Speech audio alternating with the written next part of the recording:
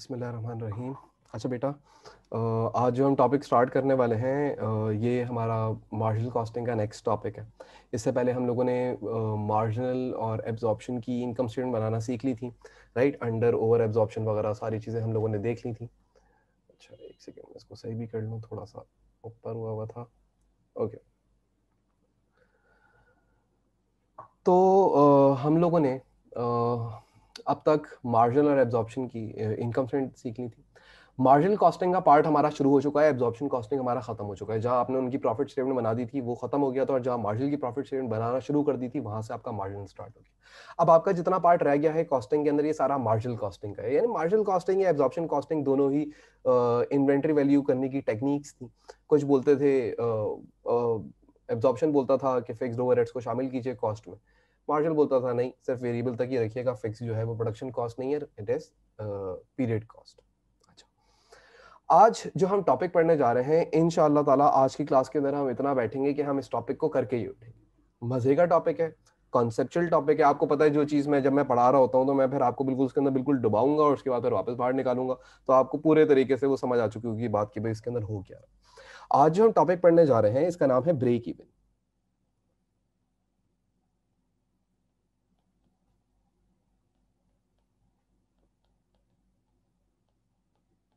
या break even analysis भी कह सकते हैं इसको।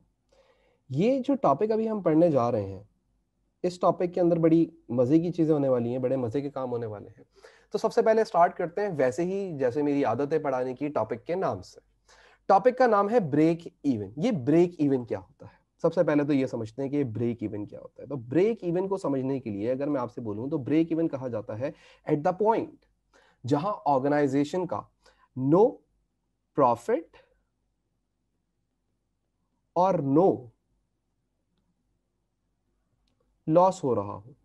यानी कि ये वो पॉइंट है जहां पे बिजनेस जो है वो बैलेंस्ड है। यानी कि यहां पे इस कारोबार ने ना कोई प्रॉफिट किया होता है और ना ही कोई लॉस किया होता है। तो एट दैट पॉइंट या एट दिस पॉइंट, उस पॉइंट को हम क्या कहते हैं, ब्रेक इवन पॉइंट कहते हैं। ठीक है, सबसे पहले तो याद रखिएगा। अब सवाल ये उठता है कि भाई ये जो ब्रेक इवन है इसकी इंपॉर्टेंस क्यों है इतनी। तो अब जो ऑर्गेनाइजेशंस या जो बिजनेसेस होते हैं वो दो टाइप के होते हैं। तो सबसे पहले बात करते हैं इसकी इंपॉर्टेंस की। तो इसकी इंपॉर्टेंस कुछ इस तरीके से है कि भाई दो टाइप के बिजनेसेस आपकी ऑर्गेनाइजेशन के अंदर काम कर रहे होते हैं। कुछ ऐसे होते हैं जो नए आए होते हैं और कुछ ऐसे होते हैं जो अरसा गुजर गया होता है और काम कर रहे होते हैं, यानी कि मार्केट में काफी ज्यादा पुराने होते हैं। यानी कि नंबर वन हम कह सकते हैं न्यू बिजनेसेस।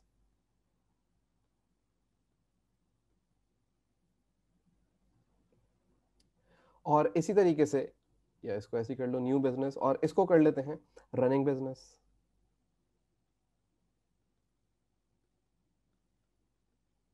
अब ये जो न्यू बिजनेस या रनिंग बिजनेस होता है ये दोनों ही अपने ब्रेक इवन एनालिसिस कर रहे होते हैं। वजह क्या है, जो नए बिजनेसेस होते हैं उनका तो सबसे बड़ा मसला ये होता है कि उन्हें तो मार्केट के अंदर सरवाइव करना होता है। उन्हें मार्केट के अंदर क्या करना है, सरवाइव करना है, वक्त को गुजारना है। और वक्त को गुजारने के लिए उन्हें पता होना चाहिए कि हम किस पॉइंट पे होंगे जिस पॉइंट पे हमें कोई प्रॉफिट या हमें कोई लॉस नहीं हो रहा होगा।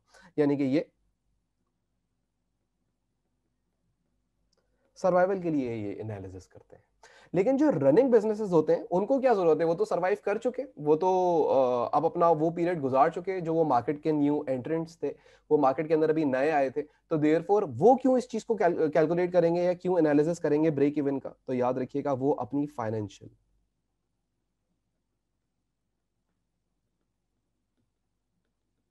वायबिलिटी चेक कर रहे होते हैं। क्या होता है, कैसे होता है, वो बहुत बात की बात है। बट जो नया बिजनेस हो या पुराना बिजनेस हो, दोनों ही क्या कर रहे होंगे, अपने ब्रेक इवन की एनालिसिस कर रहे होंगे।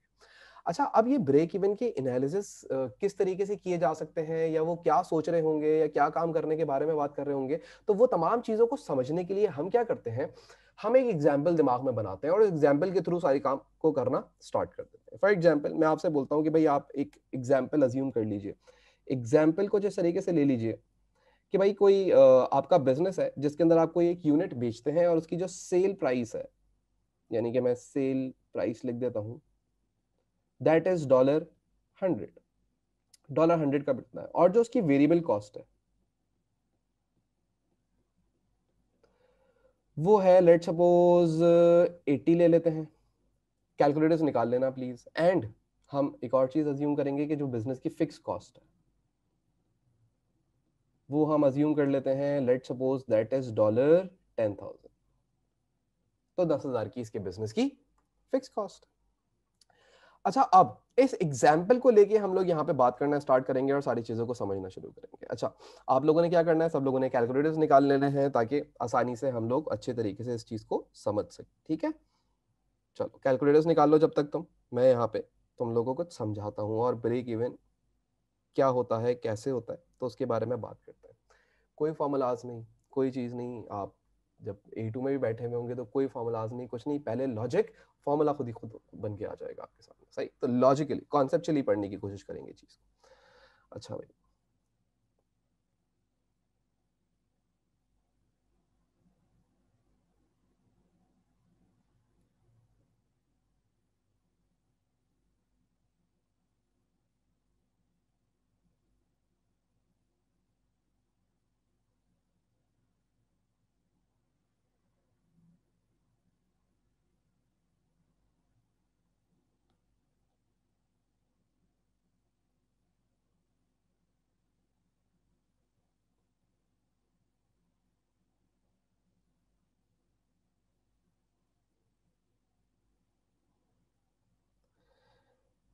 मैंने ऊपर एक एग्जाम्पल लिखी है, उस एग्जाम्पल को समझाते हैं और उस एग्जाम्पल के बारे में कुछ बात करते हैं।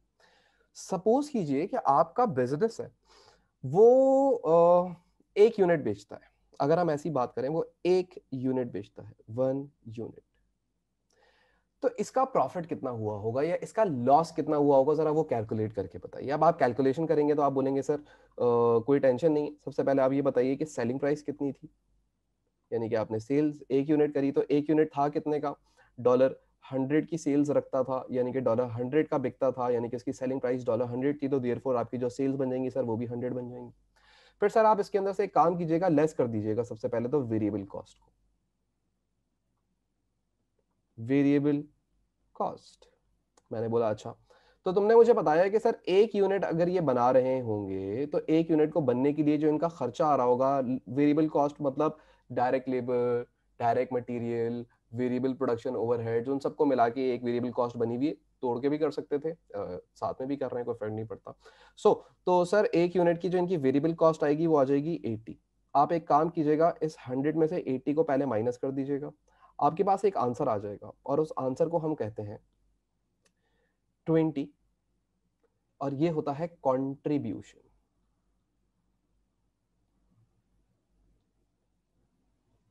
ये क्या होता था, कंट्रीब्यूशन होता था। सेल्स में से वेरिएबल कॉस्ट को माइनस कर दिया जाता था तो वो क्या बन जाता था, कंट्रीब्यूशन बन जाता था। यानी कि अगर हम बात करें कि कंट्रीब्यूशन, या चलें थोड़ी देर बाद बात करते हैं, फिर इसके अंदर से सर अगली चीज आप लेस कर दीजिएगा, fix cost. So the fixed cost is $10,000, आपको सवाल के अंदर ऑलरेडी प्रोवाइडेड है। ठीक है, ये रही आपकी फिक्स कॉस्ट, तो हम इसमें से ₹10,000 माइनस कर देते हैं। तो हमारे पास एक फाइनल आंसर आ जाएगा, वो हमें पता लग जाएगा हमारा प्रॉफिट हो रहा है या लॉस हो रहा है, यानी कि नेट प्रॉफिट या फिर लॉस। ठीक है, दो में से एक काम होगा।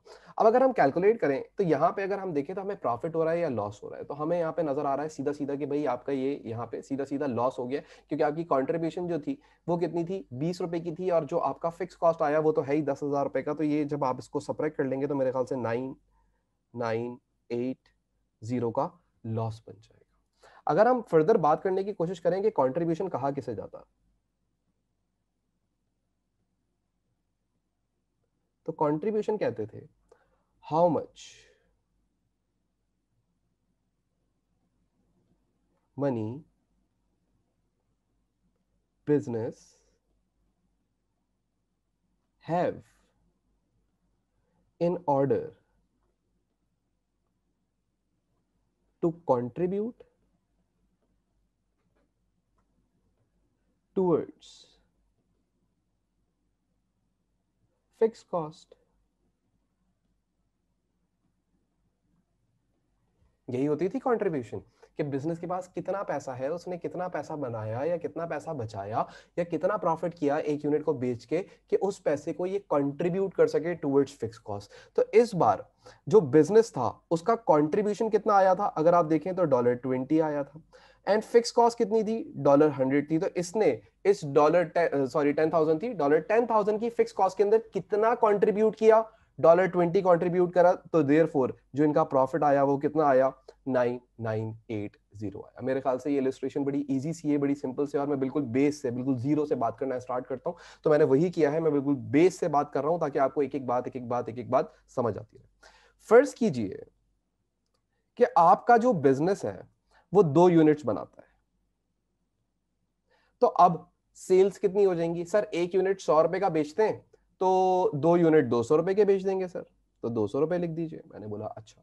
मैंने बोला वेरिएबल कॉस्ट कितनी होगी, क्या वो 80 रहेगी, नहीं सर, जो वेरिएबल कॉस्ट होती है वो नंबर ऑफ यूनिट्स इंक्रीज होने के साथ साथ वो भी इंक्रीज हो रही होती है। तो अब आपने 2 यूनिट्स प्रोड्यूस किए होंगे तो 2 बार आपकी 80 की कॉस्ट आई होगी, यानी कि आपकी जो टोटल वेरिएबल कॉस्ट आई होगी वो 160 आ गई होगी। दोनों को सर आप माइनस कर देंगे तो आपके पास कॉन्ट्रीब्यूशन आ जाएगा। कॉन्ट्रीब्यूशन कितने का आ जाएगा सर, 40 का आ जाएगा। इस 40 में से आप फिक्स कॉस्ट जो कि $10,000 की थी वो आप अगर माइनस करते हैं तो आपको पता लग जाएगा कि आपका प्रॉफिट कितना है, आपको पता लग जाएगा कि आपका प्रॉफिट कितना है। तो अगर हम अब प्रॉफिट की बात करें, so the profit will be 9960। यानी कि अगर आप नोटिस करो तो जैसे जैसे मेरी कंट्रीब्यूशन बढ़ती जा रही है, मेरा जो लॉस था वो भी डिक्रीज होता जा रहा है। पहले मेरा लॉस हुआ था 9980 का, लेकिन अब जब मेरी कंट्रीब्यूशन 40 हो गई तो मेरी फिक्स कॉस्ट में जो कंट्रीब्यूट किया गया वो $40 कंट्रीब्यूट किया गया। तो देयरफॉर जो मेरा प्रॉफिट, वो जो मेरा लॉस था वो डिक्रीज हो गया। यहाँ प्रॉफिट्स तो आ रहे नहीं है, अभी तो लॉस ही आ रहे हैं, लेकिन लॉस क्या हो गया, डिक्रीज हो गया। This is what contribution is. How much money business have in order to contribute towards its fix cost, कितना पैसा है कि वो अपनी फिक्स कॉस्ट को कंट्रीब्यूट कर सके या कितना पैसा फिक्स कॉस्ट के अंदर डाल सके। हाँ, अच्छा अब हम बात करते हैं, लेट सपोज बिजनेस बनाता अगर 3 यूनिट्स, अगर बिजनेस बनाता 3 यूनिट्स तो कितनी सेल्स आ जाती सर, 300 आ जाती, ये भी कोई पूछने वाली बात है। अच्छा, अगर बिजनेस बनाता 3 यूनिट्स तो उसकी कॉस्ट कितनी आ जाती, मेरे ख्याल से 240 आ जाती है। अगर गलत हो तो प्लीज चैट बॉक्स पे लिखिएगा। हाँ, और फिर अगर हम बात करें कंट्रीब्यूशन की, तो कंट्रीब्यूशन कितना आ जाता सर, इस बार कंट्रीब्यूशन आ जाता 60 का। Fix cost will remain constant, उसको कोई फर्क नहीं पड़ता लेवल ऑफ एक्टिविटी से बढ़े या कम हो, उसने तो इंकर होना ही होना है, राइट। तो ये $10,000 की जब फिक्स कॉस्ट आप यहां से माइनस करेंगे तो आपके पास प्रॉफिट या लॉस आ जाएगा, और अब जो आएगा वो 9940 का लॉस आ जाएगा। यानी कि लॉस अगर आप देखें तो कम होता जा रहा है। इस बार लॉस कितना हो गया, इस बार जो आपको लॉस हुआ है वो कंट्रीब्यूशन हुई थी 60 की, $10,000 कंट्रीब्यूट कर दिया, 10,000 के अंदर 60 को कंट्रीब्यूट कर दिया, तो आपके पास बचा कितना, 9940। This is your loss for 3 units.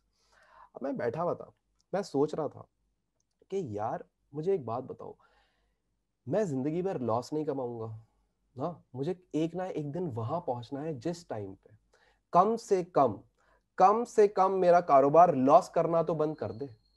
हाँ, कम से कम मेरा कारोबार लॉस करना तो बंद कर दे यार।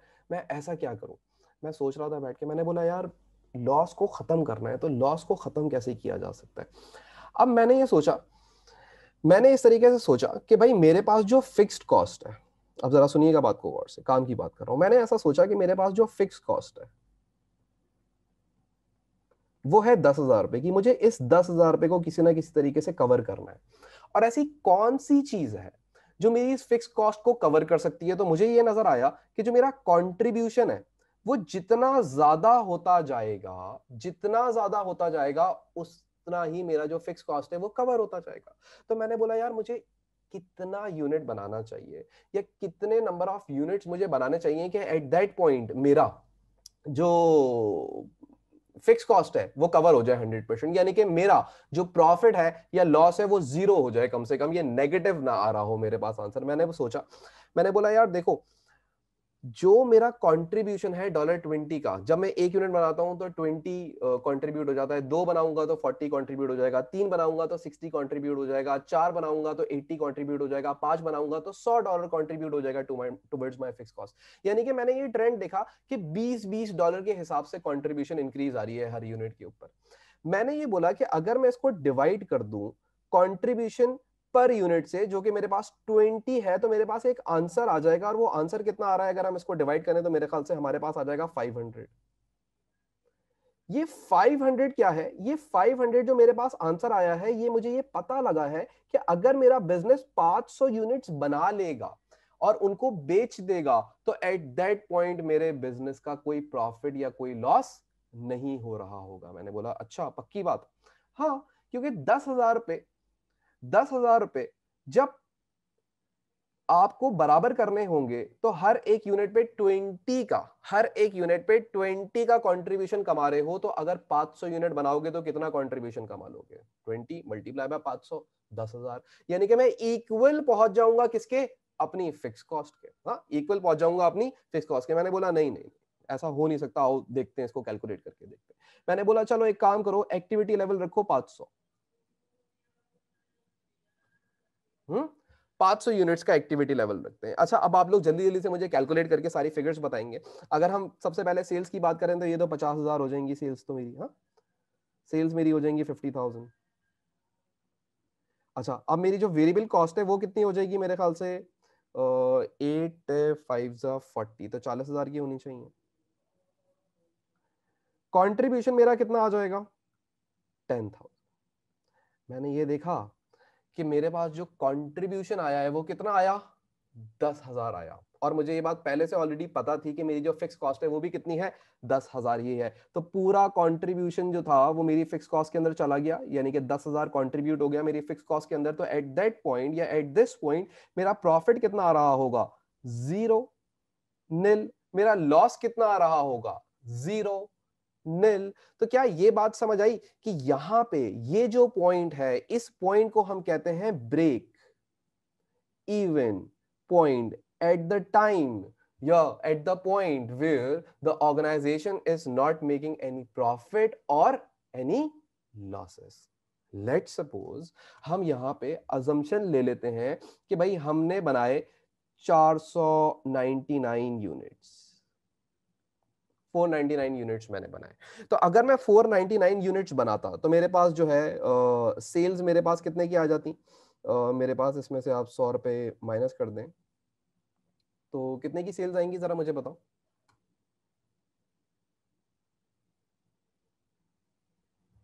आगे जरा सेल्स कैलकुलेट करना। 499 अगर मैं यूनिट्स बनाता हूं तो सेल्स मेरी कितनी आएंगी? 499 100 आ जाएंगी मेरे ख्याल से, राइट? अच्छा, अब कॉस्ट कैलकुलेट कर लो। बहुत स्लो कर रहे हो, जल्दी जल्दी से कैलकुलेट करो। कॉस्ट बताओ, कॉस्ट कितनी आ रही होगी? तो कॉस्ट आनी चाहिए 39,920 की मेरे ख्याल से, 40,000 में से अगर मैं माइनस करूं। और फिर उसके बाद अगर मैं कंट्रीब्यूशन कैलकुलेट करूं तो मेरा कंट्रीब्यूशन कितना आ जाएगा? कंट्रीब्यूशन मेरा आ जाएगा 9980। और मेरा जो फिक्स कॉस्ट था वो कितना था? 10,000 था। तो देयरफॉर मेरा जो लॉस आ रहा होगा वो कितने का आ रहा होगा? $20 का। एक यूनिट भी अगर मैं कम बनाऊंगा, अगर एक यूनिट भी मैं कम बनाऊंगा, तो एट दैट पॉइंट भी मैं $20 के लॉस के अंदर हूंगा। लेकिन जैसे ही मैं 500 यूनिट बना लूंगा, उसी दिन मेरी फिक्स कॉस्ट कवर हो जाएगी, यानी कि वो पॉइंट मेरा नो प्रॉफिट या नो लॉस का होगा। और उस पॉइंट को या उस टाइम को हम कहते हैं कि ये हमारा ब्रेक इवन पॉइंट है। ये हमारा क्या है? Break even point.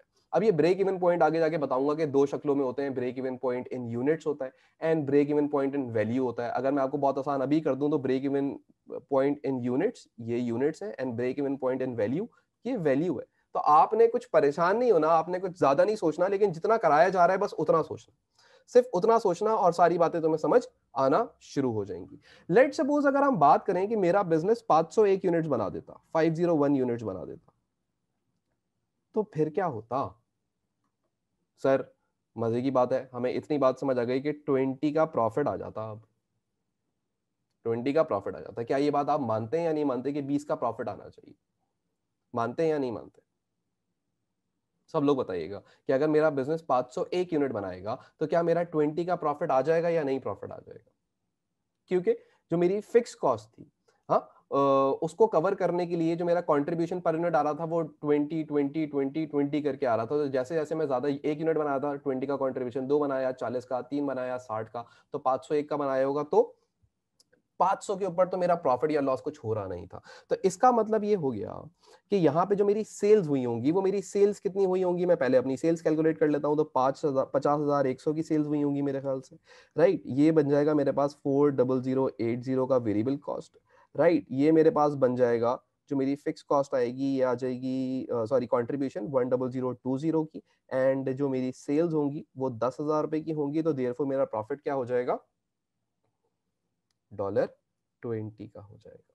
अब अगर मैं आपसे एक और बात करूं, ये जो कंट्रीब्यूशन पर यूनिट होता है ना, वंस आप अपनी फिक्स कॉस्ट को कवर कर जाते हैं तो यही कंट्रीब्यूशन पर यूनिट आपका प्रॉफिट पर यूनिट बन जाता है। अगर आप नोटिस करें तो ये आपका $20 का तो कंट्रीब्यूशन पर यूनिट था, ये तो आपकी कंट्रीब्यूशन थी जो आप फिक्स कॉस्ट के अंदर कंट्रीब्यूट कर लेते।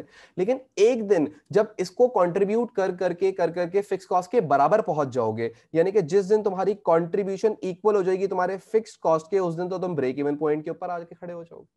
लेकिन उससे अगले दिन से तुम जितने भी एक्स्ट्रा यूनिट्स बना रहे होगे, उन तमाम यूनिट्स के ऊपर तुम्हें प्रॉफिट हो रहा होगा। तो हर एक यूनिट पे जो तुम्हारा कंट्रीब्यूशन पर यूनिट था वो कन्वर्ट हो जाएगा, या अब हम उसको बोल सकते हैं कि वो हमारा प्रॉफिट पर यूनिट आ रहा है। अब वही कंट्रीब्यूशन पर यूनिट किसके अंदर किसकी शक्ल अपना ली, उसने प्रॉफिट पर यूनिट की शक्ल अपना ली। मैंने आप लोगों से एक दिन पढ़ाते हुए ही बोला था कि अगर कभी देखिएगा कि जिंदगी के अंदर कंट्रीब्यूशन आपका नेगेटिव आ जाता है, कंट्रीब्यूशन पर यूनिट नेगेटिव आ जाता है, तो इसका मतलब उसी टाइम उस कारोबार को बंद कर देना चाहिए। उसका मतलब ये हो गया कि चीज 100 रुपए की बना रहे थे ना, चीज 100 रुपए की बना रहे थे और 120 रुपए की बेच रहे थे, तो देयरफॉर ये 20 नेगेटिव आता। अब अगर तुम 500 यूनिट बनाते तो और बड़ा लॉस आता, 501 यूनिट बनाते और बड़ा लॉस आता, 600 बनाते और बड़ा लॉस आता। बात समझे? तो कंट्रीब्यूशन शुड बी पॉजिटिव। पहली बात ये चीज याद रखिएगा, how contribution is calculated, sales minus variable cost, इस तरीके से हमारा कंट्रीब्यूशन आ जाता है। तो अगर हम दोबारा से बात करें कंट्रीब्यूशन के फॉर्मूले की, so the formula of contribution is sales minus variable cost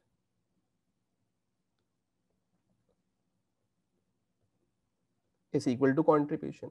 अगर हम बात करें कंट्रीब्यूशन पर यूनिट कैसे कैलकुलेट किया जाएगा, तो सर बड़ी आसान सी बात है, सेलिंग प्राइस या सेल्स प्राइस या सेल प्राइस में से आप माइनस कर दीजिएगा variable cost per unit. Sale price, एक यूनिट की प्राइस उठाइएगा सर, और उसमें से एक ही यूनिट की वेरिएबल कॉस्ट माइनस कर दिएगा, तो आपके पास कंट्रीब्यूशन पर यूनिट आ जाएगा, कंट्रीब्यूशन पर यूनिट आ जाएगा। अभी तक मैंने जितनी बातें करी, क्या ये तमाम बातें आप लोगों को सही से समझ आई, या इसके अंदर आपको कोई कंफ्यूजन है अभी? पहले मुझे ये बताइएगा, फिर आगे बात करते हैं। देखिए मुझे जरा बताइएगा, हाँ या ना के अंदर आप मुझे बताइएगा, अभी तक जो मैंने ये बातें करी आपसे, क्या ये सारी सारी की सारी बातें क्लियर है? एक एक करके जो मैंने बातें आप लोगों से करी थी, सारी बातें सब लोग मुझे एक दफा बता देंगे, ताकि मुझे हो कि भाई हाँ, हम जिस तरीके से जिस फ्लो में जा रहे हैं इट इज वेरी फाइन। तो आप लोगों को ये क्लियर होना चाहिए, पहली बात कि ब्रेक इवन क्या होता है, राइट। और उसके बाद हम लोगों ने कंट्रीब्यूशन के बारे में बात करी। तो कंट्रीब्यूशन हम लोगों ने दो तरीके से कैलकुलेट करना सीखा, टोटल कंट्रीब्यूशन निकालना है तो सेल्स माइनस वेरिएबल कॉस्ट, और अगर आपको कंट्रीब्यूशन पर यूनिट निकालना है तो आप किस तरीके से निकाल सकते हैं, sales price minus variable cost per unit करके। तो मेरे ख्याल से ये बड़ी एक नॉर्मल सी बात थी, ये बहुत कोई ऐसी खतरनाक बात नहीं थी। अच्छा, अब एग्जामिनर यहीं पे ही नहीं रुकता, बल्कि वो आपसे क्या बोलता है, वो आपसे बोलता है एक चीज जरा कैलकुलेट करके बताना जिसका नाम होता है कंट्रीब्यूशन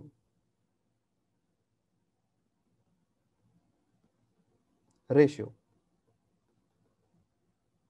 हाँ, वो बोलता है कि भाई कंट्रीब्यूशन रेशियो, या कंट्रीब्यूशन को हम लोग जो है प्यार से सी एस रेशियो भी कहते हैं, या फिर हम इसको प्रॉफिट वॉल्यूम रेशियो भी कहते हैं।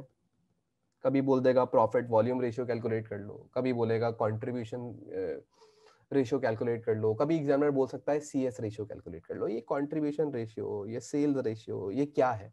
ये कुछ चीज नहीं है। अगर हम कैलकुलेट करना चाहें, अगर हम कैलकुलेट करना चाहें तो अगर आप देखें तो आपके पास कंट्रीब्यूशन कितनी थी, इसका फॉर्मूला मैं लिख देता हूं, contribution divided by sales into 100। Let suppose हम लेते हैं पहले एक्टिविटी लेवल की कंट्रीब्यूशन, ऐसे ही एग्जांपल के तौर पे हम इसके थ्रू सॉल्व करने की कोशिश करते हैं। So the contribution was 20 where as sales was 100, multiply by 100 करेंगे तो बताएं सीएस रेशियो कितना आ रहा है। आप सब लोग अपने कैलकुलेटर पे कैलकुलेट कीजिए और मुझे बताइए सीएस रेशियो कितना आ रहा है।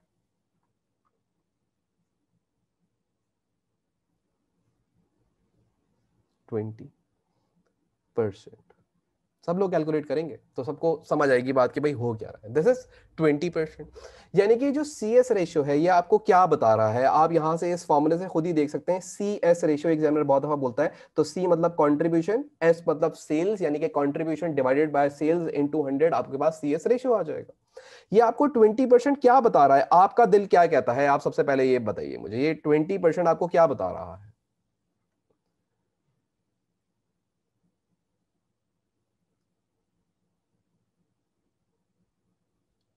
जब भी आप सेल्स करते हो, जब भी आप सेल्स करते हो, जितनी भी सेल्स करते हो, उस सेल्स का 20% आपका कंट्रीब्यूशन होता है।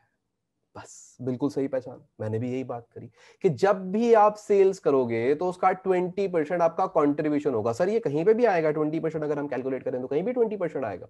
मैंने बोल दिया कि सीएस रेशियो का मतलब, कंट्रीब्यूशन रेशियो का मतलब, प्रॉफिट वॉल्यूम रेशियो का मतलब कि मैं जब भी सेल्स करूंगा, मैं जब भी सामान बेचूंगा, at that time 20% of my sales value will be my contribution, वो मेरी कंट्रीब्यूशन होगी। सर थोड़ा सा एक्सप्लेन कीजिए, थोड़ा सा मजीद बताइए। चले मैं आपसे बोलता हूं कि आप सीएस रेशियो कैलकुलेट कीजिए, मैं आपसे बोलता हूं सीएस रेशियो कैलकुलेट कीजिए।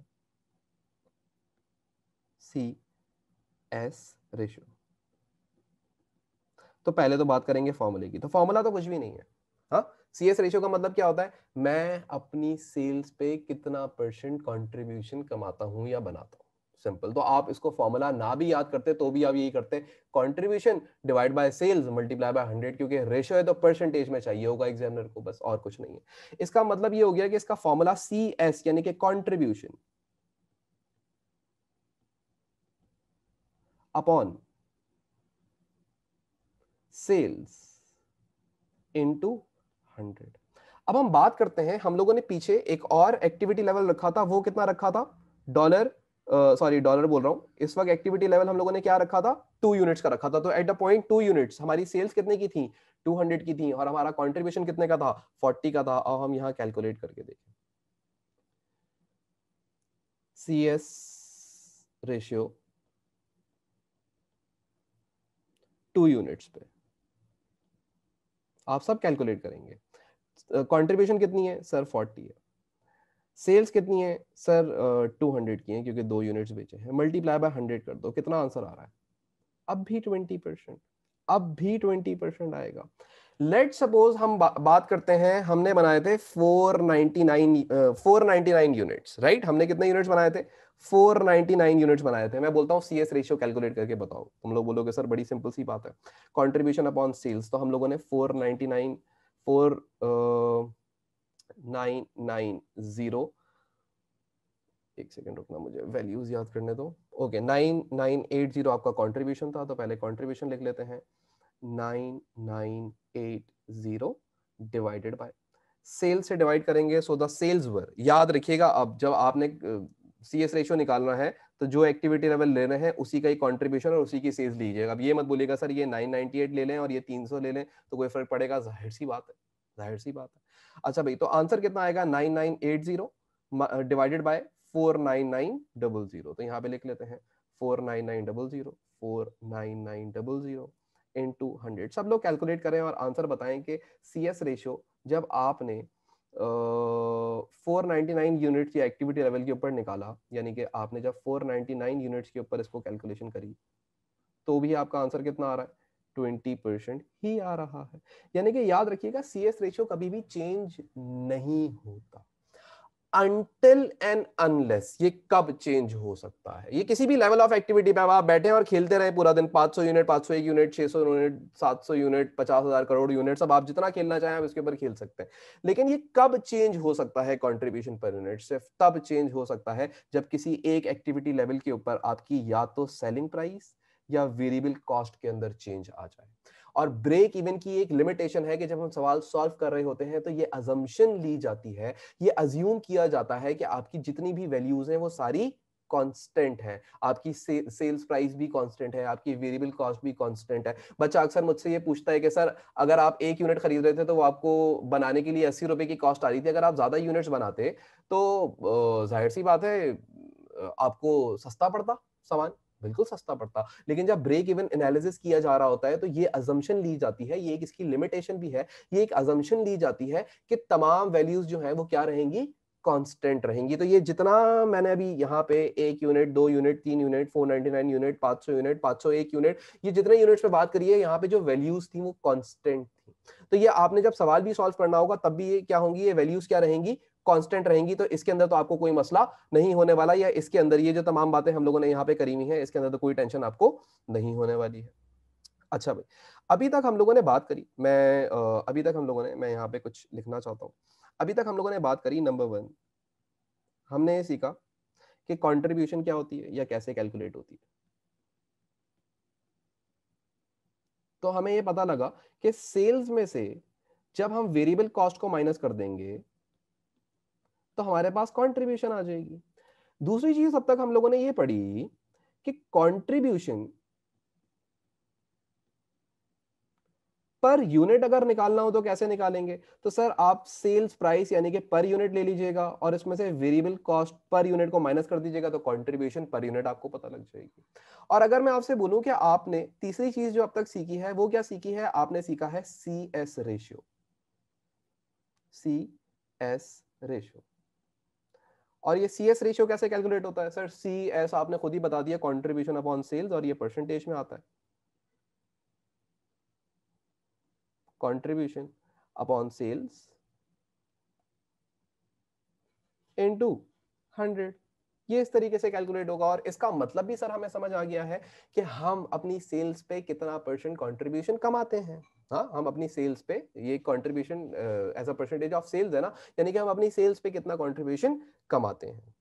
अच्छा, हमने ये भी सीख लिया कि जो सी एस रेशियो होता है ये किसी भी लेवल ऑफ एक्टिविटी पे कांस्टेंट रहेगा, ये चेंज नहीं होगा, ये 20% ही रहेगा। अगर आप चाहें तो आप इस सेल्स का 20% निकाल लें, हाँ, आप चाहें तो इस सेल का 20% निकाल लें, इस सेल का 20% निकाल लें, इस सेल्स का या इस सेल्स का 20% निकाल लें, आपके पास यही आंसर आएगा जो इनका कंट्रीब्यूशन है, यही आंसर आएगा जो इनका कंट्रीब्यूशन है।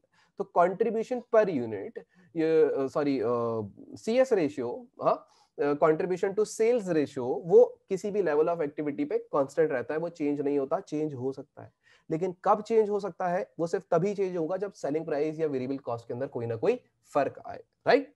क्लियर है अब तक जितनी मैंने बातें करी हैं और ये जितने मैंने अभी तक फॉर्मूलाज लिखे, ये सारे लॉजिकली कॉन्सेप्चुअली आपको ये बात समझ आती है कि भाई इसका मतलब क्या है, सीएस रेशियो का मतलब क्या है कि आप कितना परसेंट अपनी सेल्स के ऊपर कंट्रीब्यूशन कमाते हो। अब मैं आपसे बोलूं भाई, मैंने ऐसी, अब आप फॉर्मूला भूल जाए, मैंने बोलना है कि भाई मैंने अपनी अगर 50,100 की सेल्स करी है, मैंने अगर 50,100 की सेल्स करी है और जो मेरा कंट्रीब्यूशन है वो आया है 10020, तो मैंने कितना परसेंट कंट्रीब्यूशन कमाया होगा? तो तुम क्या बोलोगे? सर इसको इससे डिवाइड करके मल्टीप्लाई कर दें 100 से तो आपको आंसर पता लग जाएगा। तो दैट इज द फॉर्मूला, वही तो फॉर्मूला है, contribution divide by sales into 100।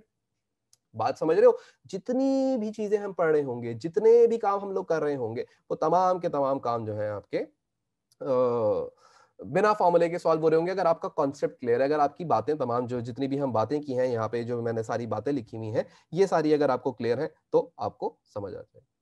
अच्छा, अब सवाल ये उठता है कि कंट्रीब्यूशन और भी किसी तरीके से हम निकाल सकते हैं क्या? कंट्रीब्यूशन निकालने के 100 तरीके हैं।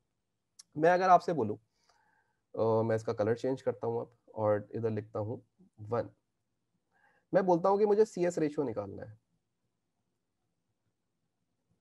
क्या मैं सी एस रेशियो कुछ इस तरीके से निकाल सकता हूं कि net profit plus fix cost divided by sales into 100। क्या ये भी CS रेशियो का फॉर्मूला है या नहीं है? अगर तुम इस प्रॉफिट के अंदर, अब जरा सुनिएगा, अगर तुम इस प्रॉफिट के अंदर फिक्स कॉस्ट को ऐड कर देते हो, अगर तुम इस फिक्स कॉस्ट के अंदर इस प्रॉफिट को ऐड कर देते हो, तो तुम पहुंच कहां जाओगे? वहीं कंट्रीब्यूशन पे पहुंच गए। यानी कि अगर मैं अपने प्रॉफिट के अंदर फिक्स कॉस्ट को ऐड कर दूं, तो भी मैं पहुंच कहां गया? इवेंचुअली कंट्रीब्यूशन पे ही पहुंच गया। तो अगर मैं अपने नेट प्रॉफिट के अंदर फिक्स कॉस्ट को ऐड कर दूं, तो मेरे पास आ क्या जाएगा? मेरे पास आ तो कंट्रीब्यूशन ही जाएगा। डिवाइड कर दूंगा उसको सेल से, मल्टीप्लाई कर दूंगा 100 से। तो ये जो मैंने यहां पे फॉर्मूला लिखा CS रेशियो का, क्या ये फॉर्मूला कोई और फॉर्मूला है या कहीं और से आया है, या जो ऊपर हम लोगों ने लॉजिक बनाई थी, या उसी लॉजिक से फॉर्मूला आपको ये भी समझ आ रहा है कि भाई प्रॉफिट के अंदर अगर फिक्स कॉस्ट ऐड कर दो, तो अगेन न्यूमरेटर के अंदर कंट्रीब्यूशन बन जाएगी, और उस कंट्रीब्यूशन को डिवाइड कर दूंगा सेल से, परसेंटेज निकालने के लिए 100 से मल्टीप्लाई कर दूंगा, तो मुझे यहां से भी CS रेशियो पता लग सकता है। एंड इस तरीके से सेवरल बहुत बहुत बहुत सारे तरीके हैं कंट्रीब्यूशन CS रेशियो निकालने के। समझ रहे हो? तो आपने आपके जो काम का फॉर्मूला है, ऐसे मैं चाहूं तो मैं बहुत सारे लिख सकता था। मैं ऐसे भी लिख सकता था, सेल्स माइनस वेरिएबल कॉस्ट। अगर मैं ऐसी आपसे बोलूं, यहां मैं ऐसी फॉर्मूला लिख रहा हूं, आप मुझे बताएंगे हाँ या ना। Sales minus variable cost divided by sales into 100। क्या ये CS रेशियो का फॉर्मूला है या नहीं है? यस या नो, आप बताइए मुझे। सेल्स में से वेरिएबल कॉस्ट माइनस करता हूं तो आता ही क्या है? कंट्रीब्यूशन ही तो आता है। तो न्यूमरेटर में कंट्रीब्यूशन कैसे भी बना सकते हैं, कैसे भी बना सकते हैं। सही है। तो मैं आपके हाथ बांधना नहीं चाहता कि ये फॉर्मूला है, फॉर्मूला नहीं है। मैं A2 के अंदर मैं बच्चों को जब पढ़ा रहा होता हूँ, फॉर्मूला नहीं है। वो जब फॉर्मूले के बिना चीज पढ़ते हैं ना, उसके बाद सवाल सॉल्व कराओ, यूं यूं यूं यूं करके सॉल्व कर रहे होते हैं। क्यों? क्योंकि फॉर्मूलाज भूलते रहते हैं, या बोलते हैं ये तो हमें याद करना पड़ेगा, ये काम है। कोई फॉर्मूला कोई ऐसी चीज थोड़ी है कि अलग से आपके ऊपर सर पे लाके डाल दी गई है। नहीं, ये तो एक लॉजिक्स है जो यहीं से ही निकल के आ रही होती है, और फिर कोई सोच के बंदा बैठ के बोलता है इसको आसानी के लिए फॉर्मूला बना दो बस। तो ये इस तरीके से भी निकल सकती थी। अच्छा भाई, आप सब लोगों ने कुछ लोगों ने, सबने तो नहीं, तो कुछ लोगों ने यस बोला। अब अगली चीज जो आपसे एग्जामिनर इस टॉपिक के अंदर कैलकुलेट करवाएगा, पहली चीज कंट्रीब्यूशन कैलकुलेट करवाएगा, दूसरी चीज कंट्रीब्यूशन पर यूनिट कैलकुलेट करवाएगा, तीसरी चीज CS रेशियो कैलकुलेट करवाएगा, चौथी चीज वो आपसे कैलकुलेट करवाएगा ब्रेक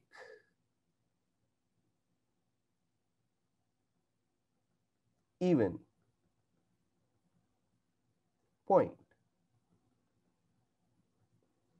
अब क्या चीज कैलकुलेट करवाएगा? बोलेगा कैलकुलेट करके दीजिए ब्रेक इवन पॉइंट। बट याद रखिएगा, ये जो आपका ब्रेक इवन पॉइंट होता है, ये दो शक्लों के अंदर होगा।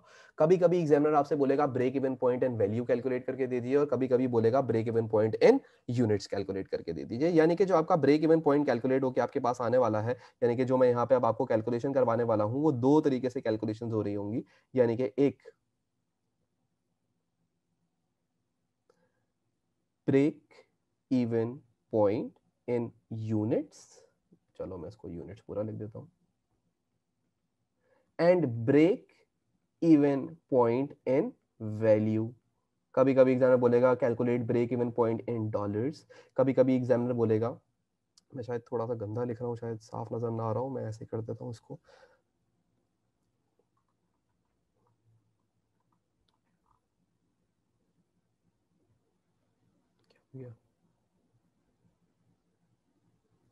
ओके, BEP इन यूनिट्स कैलकुलेट करवा सकता है आपसे, या वो आपसे कैलकुलेट करवाएगा BEP को BEP इन वैल्यू, या कभी कभी बोलेगा BEP इन डॉलर्स कैलकुलेट कर लीजिए, या कभी बोलेगा BEP इन अमाउंट कैलकुलेट कर लीजिए।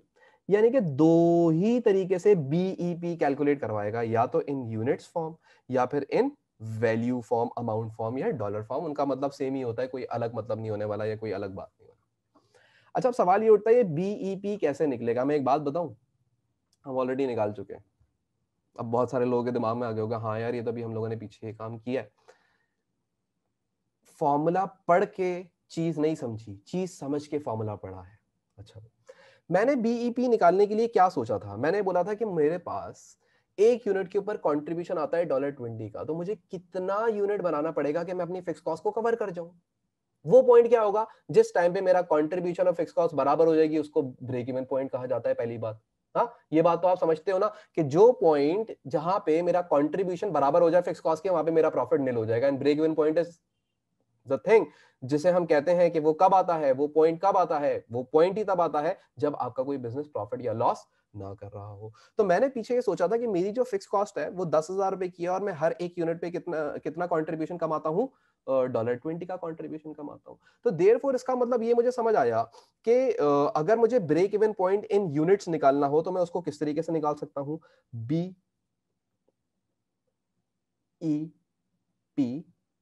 इन यूनिट्स। अगर एग्जाम में बोले भाई यूनिट्स में कैलकुलेट करो, यूनिट्स में हमेशा कैलकुलेट करवाएगा, और नहीं करवाता तो खुद से भी कैलकुलेट कर लेना, आगे आसानी ही रहेगी। कैलकुलेट करके साइड में रख देना। फिक्स कॉस्ट बराबर करनी है, किससे बराबर करनी है, जो मेरा हर एक यूनिट बेचने पे कंट्रीब्यूशन आ रही है, क्योंकि मैं कंट्रीब्यूट करता जाऊंगा इसके अंदर, तो divided by contribution per unit, आपके पास आंसर आ जाएगा। अब अगर आप वापस आए पीछे तो यहां पे अगर आप नोटिस करें तो मैंने क्या बोला था, मेरी फिक्स कॉस्ट है 10,000 रुपए की, और मैंने बोला हर एक यूनिट में मैं कितना कंट्रीब्यूट होता है, $20 कंट्रीब्यूट होता है। सो देयरफॉर मुझे कितने यूनिट्स बनाने पड़ेंगे, मुझे 500 यूनिट बनाने पड़ेंगे। मुझे कितने यूनिट बनाने पड़ेंगे, 500 यूनिट बनाने पड़ेंगे। जब मेरा बिजनेस 500 यूनिट्स बना के बेचेगा, एट दैट पॉइंट, उस दिन मेरा बिजनेस ना तो कोई प्रॉफिट करेगा ना ही कोई लॉस करेगा। दिस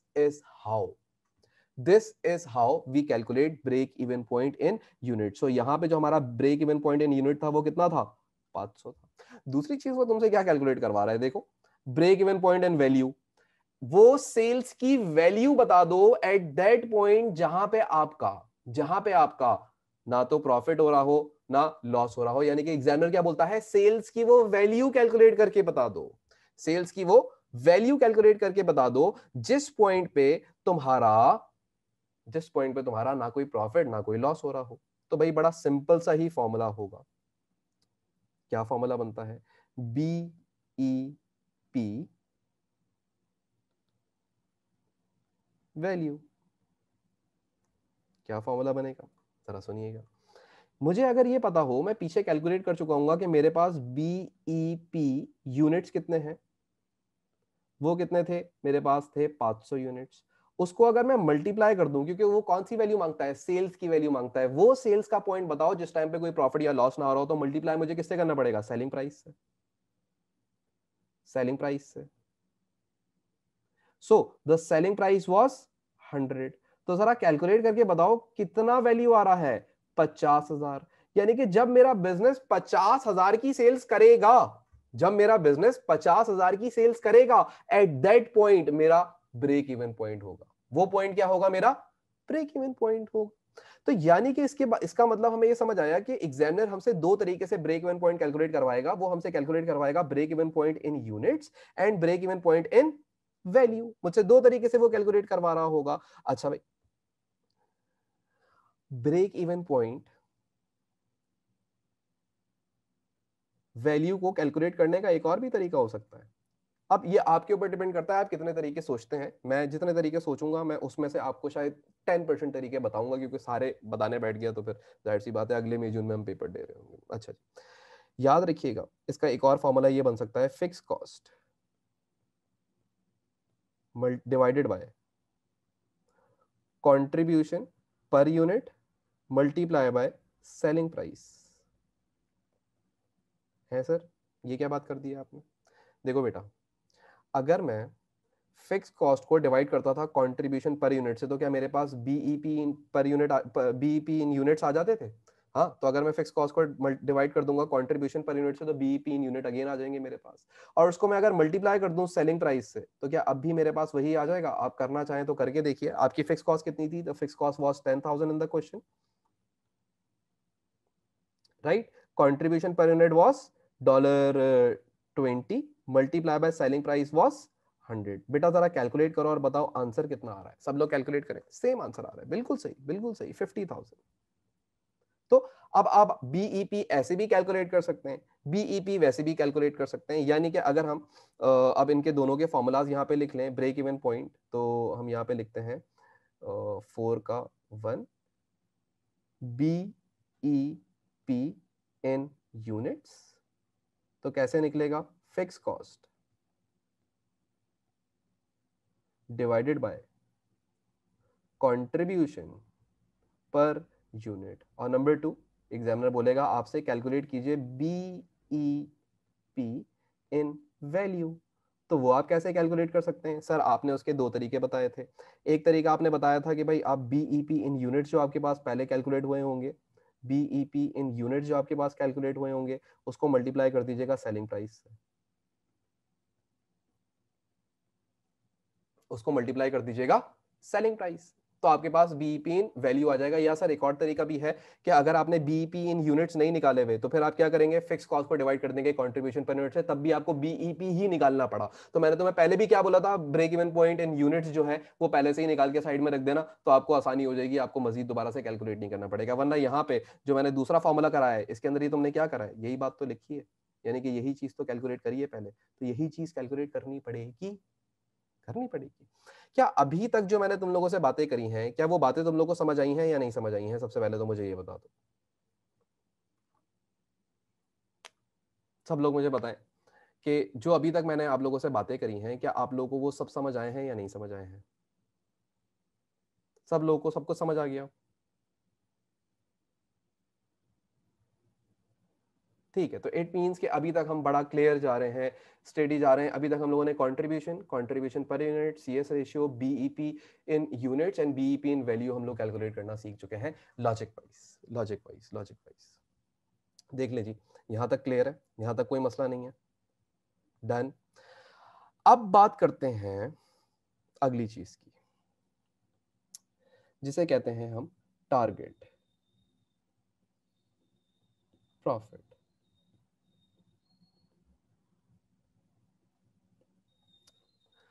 ये क्या होता है? कोई मुश्किल बात नहीं होने वाली, आपकी लॉजिक, आपका कॉन्सेप्ट ऑलरेडी आपके दिमाग के अंदर मैं डाल चुका हूँ। वो जो मेरा काम था वो मैं कर चुका हूँ। अब आपने और मैंने सिर्फ गो विद द फ्लो जाना है, बस फ्लो के साथ साथ चलेंगे, राइट? टारगेट प्रॉफिट या desired profit, etcetera etcetera etcetera. कभी कभी एग्जामिनर ये बोलता है, कभी कभी एग्जामिनर आपसे ऐसा भी बोलता है कि भाई मुझे चाहिए टारगेट प्रॉफिट। क्या चाहिए मुझे? टारगेट प्रॉफिट चाहिए। अच्छा, अब ये जो टारगेट प्रॉफिट होगा, ये एग्जामिनर आपको खुद सवाल के अंदर दे देगा कि भाई क्या हो सकता है, क्या नहीं हो सकता, किस तरीके से हो सकता है, etcetera etcetera etcetera. Let suppose आपका एग्जामिनर आपको बोलता है कि आपके बिजनेस को टारगेट प्रॉफिट चाहिए $5,000 का। सवाल में लिख के देगा कितने थाउजेंड का टारगेट प्रॉफिट चाहिए, 5,000 का। अब एग्जामिनर आपसे बोलता है कि मुझे ये बताओ, मुझे ये कैलकुलेट करके बताओ कि जो मेरा टारगेट प्रॉफिट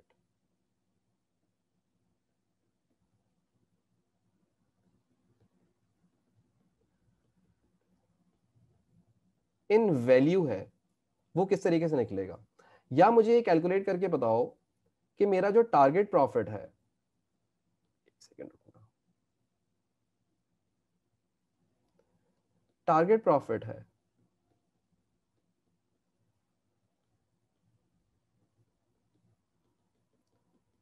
इन यूनिट्स कैसे निकलेगा, वो कैलकुलेट करके बताओ। यानी कि एग्जामिनर क्या बोलेगा, वो बोलेगा भाई टारगेट प्रॉफिट है $5,000 का। अब ये बताइएगा कि टारगेट प्रॉफिट किस तरीके से अचीव हो सकता है इन वैल्यू, एंड टारगेट प्रॉफिट कैसे अचीव हो सकता है इन यूनिट्स। तब हम सबसे पहले बात करते हैं टारगेट प्रॉफिट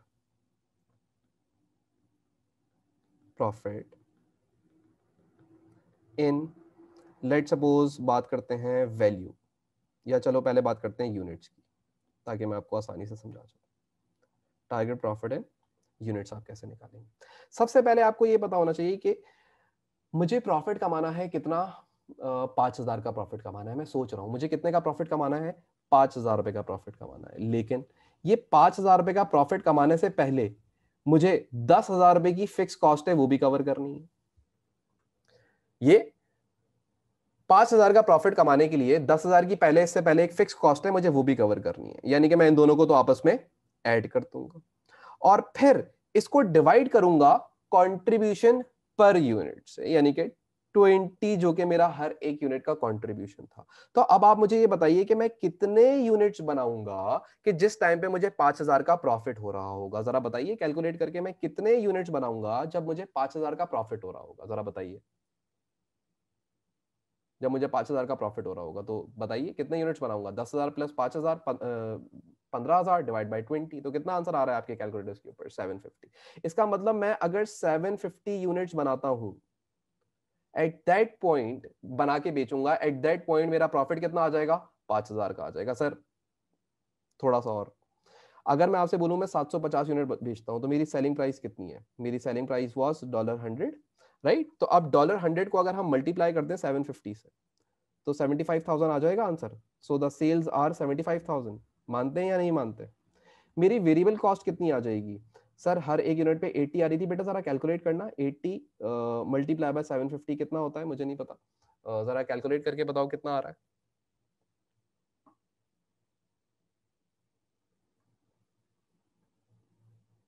जल्दी से। 60,000। ओके, मेरे दिमाग में आंसर था, लेकिन मैं चाह रहा हूं आप कैलकुलेटर यूज करें, क्योंकि आखिर में आंसर आना ही 5,000 है। अच्छा जी, तो मेरी कंट्रीब्यूशन कितनी आ गई? 15,000 की कंट्रीब्यूशन आ गई। ये कंट्रीब्यूशन जो मेरे पास आई है, इसमें से मैं क्या करूंगा? लेस कर दूंगा फिक्स्ड कॉस्ट को। सो पिछली एग्जाम्पल के अंदर फिक्स कॉस्ट कितनी थी? 10,000 की थी। तो मेरा प्रॉफिट कितना आया? 5,000। यानी कि ऑर्गेनाइजेशन ऐसे ही तो सोचेगी ना कि भाई हमेशा ब्रेक इवन पे ही रहेंगे। ये सोचो कि अगर हमें 5,000 कमाने हैं तो फिर कितने यूनिट्स बना के बेचे। ये सोचो अगर हमें 10,000 इस साल कमाने हैं, $10,000 इस साल हमने कमाने हैं, तो कितने यूनिट्स बना के बेचे। हमें 1 लाख का प्रॉफिट कमाना है, तो हमने 1 लाख का प्रॉफिट कमाना है, तो जाहिर सी बात है हम कितने यूनिट्स बना के बेचे। तो ये टारगेट प्रॉफिट होता है, ये डिजायर्ड प्रॉफिट होता है। ये एग्जामिनर आपको खुद देगा, बोलेगा कि भाई आप हमें यूनिट्स बताइए। जब बिजनेस टारगेट रखता है 5,000 का, लेट सपोज हम टारगेट रखते हैं 10,000 का, लेट सपोज हम टारगेट रखते हैं, हमारा टारगेट प्रॉफिट है, हम चाहते हैं कि हमारा टारगेट प्रॉफिट हो जाए कितने का?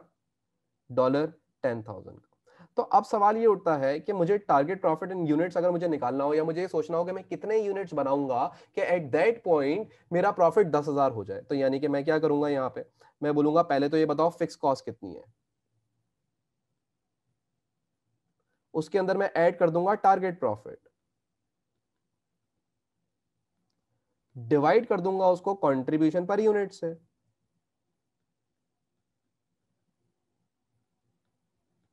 यही काम करूंगा ना। So the fix cost is 10,000, whereas target profit is again वो भी 10,000 ही है, divided by contribution per unit. वो ऑलरेडी हमें पता है, पिछली एग्जांपल से ही वो तमाम बातें अभी तक लेके आ रहे हैं कैरी फॉरवर्ड करते हुए। तो मुझे बताइए आंसर कितना आ रहा है? 1,000। यानी कि जब मैं 1,000 यूनिट्स बनाऊंगा, जब मैं 1,000 यूनिट्स बनाऊंगा, तो मैं कितना प्रॉफिट कर जाऊंगा? मैं 10,000 का प्रॉफिट कर जाऊंगा। अब आप चाहें तो आप कैलकुलेशन कर सकते हैं। अगर हम बात करें सेलिंग प्राइस की, so the selling price is 100 multiply bye कितने यूनिट्स बेचूंगा? 10,000 यूनिट्स बेचूंगा, तो कितनी सेल्स हो जाएंगी? 1 लाख की सेल्स हो जाएंगी। वेरिएबल कॉस्ट मेरे पास कितनी आ जाएगी? 80 मल्टीप्लाई बाय 1,000, तो ये आ जाएगी मेरे पास 80,000, राइट? और इसमें से मैं लेस पहले कंट्रीब्यूशन निकाल लूंगा, सो माय कंट्रीब्यूशन इज 20,000। तो ये 20,000 जो कंट्रीब्यूशन है, इसमें से ये 10,000 तो कंट्रीब्यूट कर देगा टुवर्ड्स द फिक्स कॉस्ट। हाँ, तो ये 10,000 रुपए तो कंट्रीब्यूट कर देगा टुवर्ड्स द फिक्स कॉस्ट, तो इसमें से लेस कर देते हैं फिक्स कॉस्ट।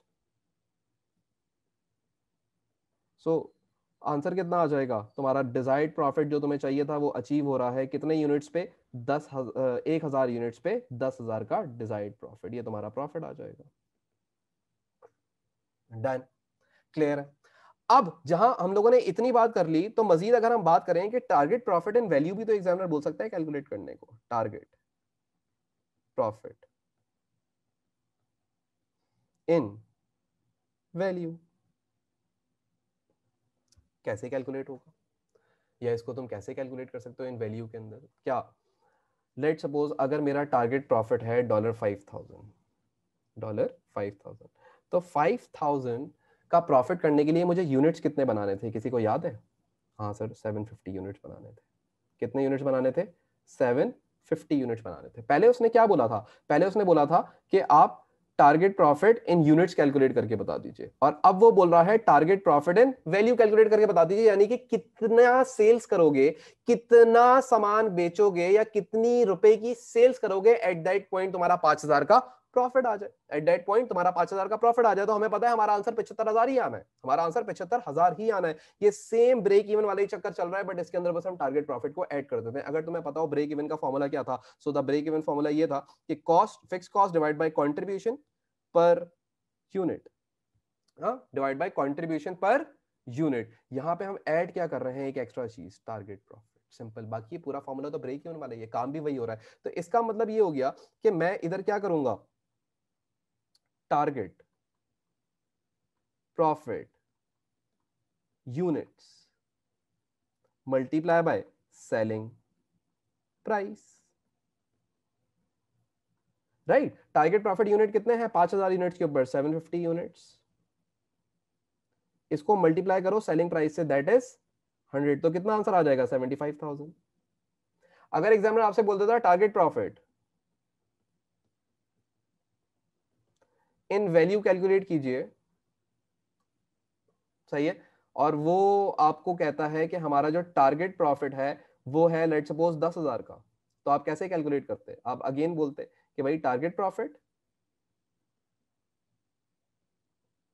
इन यूनिट्स को मल्टीप्लाई कर दिया जाए सेलिंग प्राइस से। तो 10,000 का प्रॉफिट करने के लिए कितने यूनिट्स बनाने की जरूरत थी सर, 1,000 यूनिट्स बनाने की जरूरत थी। 1,000 यूनिट्स मल्टीप्लाई बाय, हर एक यूनिट कितने का था, 100 रुपए का था, तो कितना आंसर आ जाएगा, 1,00,000 रुपए। 1,00,000 आ जाएगा आपके पास आंसर, ऊपर 75,000 आया था। ये 75,000 के बारे में ऑलरेडी बात कर चुके, ये 1,00,000 रुपए ये रहा आपके पास स्क्रीन पे सामने। यानी कि मेरा बिजनेस जब 10,000 रुपए का प्रॉफिट करना चाहता है तो एट दैट पॉइंट उसको कितने रुपए की सेल्स करनी पड़ेगी, उसको कितने रुपए की सेल्स करनी पड़ेगी। तो आपको यहाँ पे वो सेल्स की वैल्यू शो करनी होती है, वो सेल्स की अमाउंट शो करनी होती है जिस टाइम पे मेरा बिजनेस ये काम कर रहा हो। क्या अभी तक सारी बातें क्लियर है, अभी तक कोई मसला, ये सब कुछ क्लियर है? अब मुझे यहां तक बता दीजिए।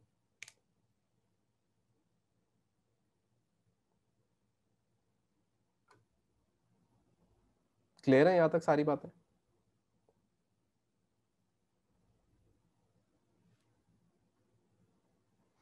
ठीक है, तो इसका मतलब ये हो गया कि अब हम लोगों ने जो ये हम लोगों ने चौथी चीज पढ़ी थी, राइट, और उसके बाद फिर हम लोगों ने पांचवी चीज हम लोगों ने पढ़ी, हम यहाँ पे लिख लेते हैं फिफ्थ जो हम लोगों ने चीज पढ़ी,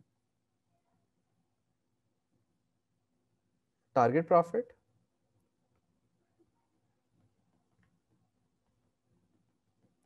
इन यूनिट्स। ठीक है, ये आप समझ लीजिए इसका पार्ट 1 था, एंड देन इसका पार्ट 2 वो अभी आगे जाके बात करते हैं। चलो, तो टारगेट प्रॉफिट इन, ओके, तो टारगेट प्रॉफिट इन यूनिट्स किस तरीके से कैलकुलेट होके आएगा आपके पास सर? अब इजी है, अब हमें समझ आ गया। इसको आपने कैलकुलेट करना होगा तो आप वही ब्रेक इवन का ही फॉर्मूला लिखेंगे, बस इसके अंदर आपको टारगेट प्रॉफिट भी ऐड कर देना होगा। So the fix cost plus target profit which is given in the question divided by contribution per unit.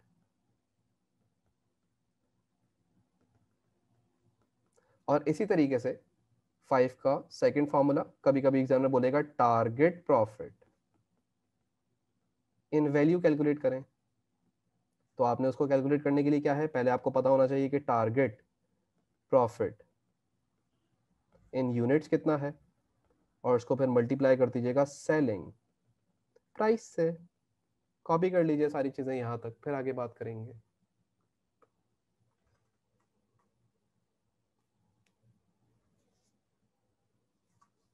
Copy करने का टाइम चाहिए, यस नो, ताकि मैं आगे बढ़ जाऊं, वरना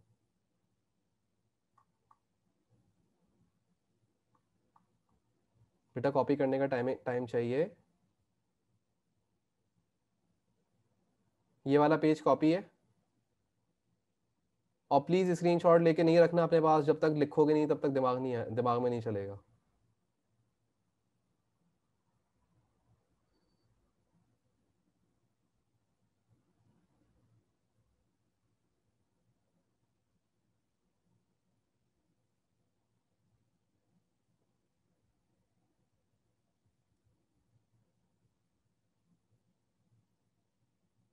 अजीज भाई कितने मिनट लिखा है तुमने?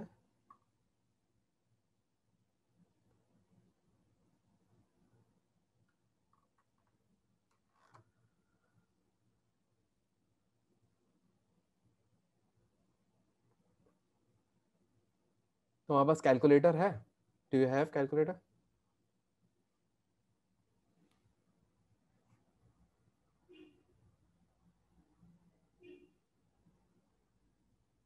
Okay Aziz, if you have that, please kindly calculate the amount of attention you need and do let me know on the chat box.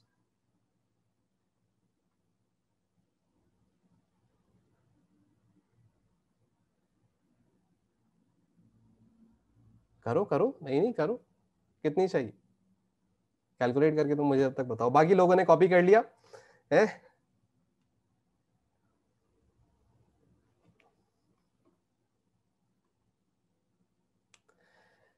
अच्छा अभी रहता है, अभी खत्म नहीं हुआ है, सही है, तो अभी तो हम हैं। अब बात करते हैं अगली चीज जो एग्जामिनर आपसे मांगेगा, उसके बारे में बात करते हैं। बेटा देखो, 8वीं चीज तो नहीं होगी, 7वीं होगी, राइट? छठा था लास्ट, 5वां था, ओके, तो 7वीं चीज, छठा, ओके छठा होगा, 6, मार्जिन और सेफ्टी। अब एग्जामिनर आपसे क्या मांगेगा? एग्जामिनर आपसे मांगेगा और भी कुछ चीजें, मार्जिन ऑफ सेफ्टी के बारे में बात करेगा। ये मार्जिन ऑफ सेफ्टी क्या चीज होती है? कुछ भी नहीं है। अगेन सबसे पहले आप याद रखिएगा कि वो आपसे जब मार्जिन ऑफ सेफ्टी मांग रहा होगा तो वो 2 शक्लों के अंदर मांगेगा, जैसे वो हमेशा उसकी आदत है, वो वही काम करेगा।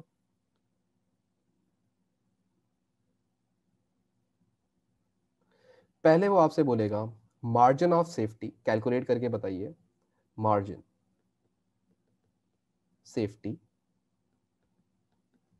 इन यूनिट्स, और फिर आपसे वो बोलेगा margin of safety in value.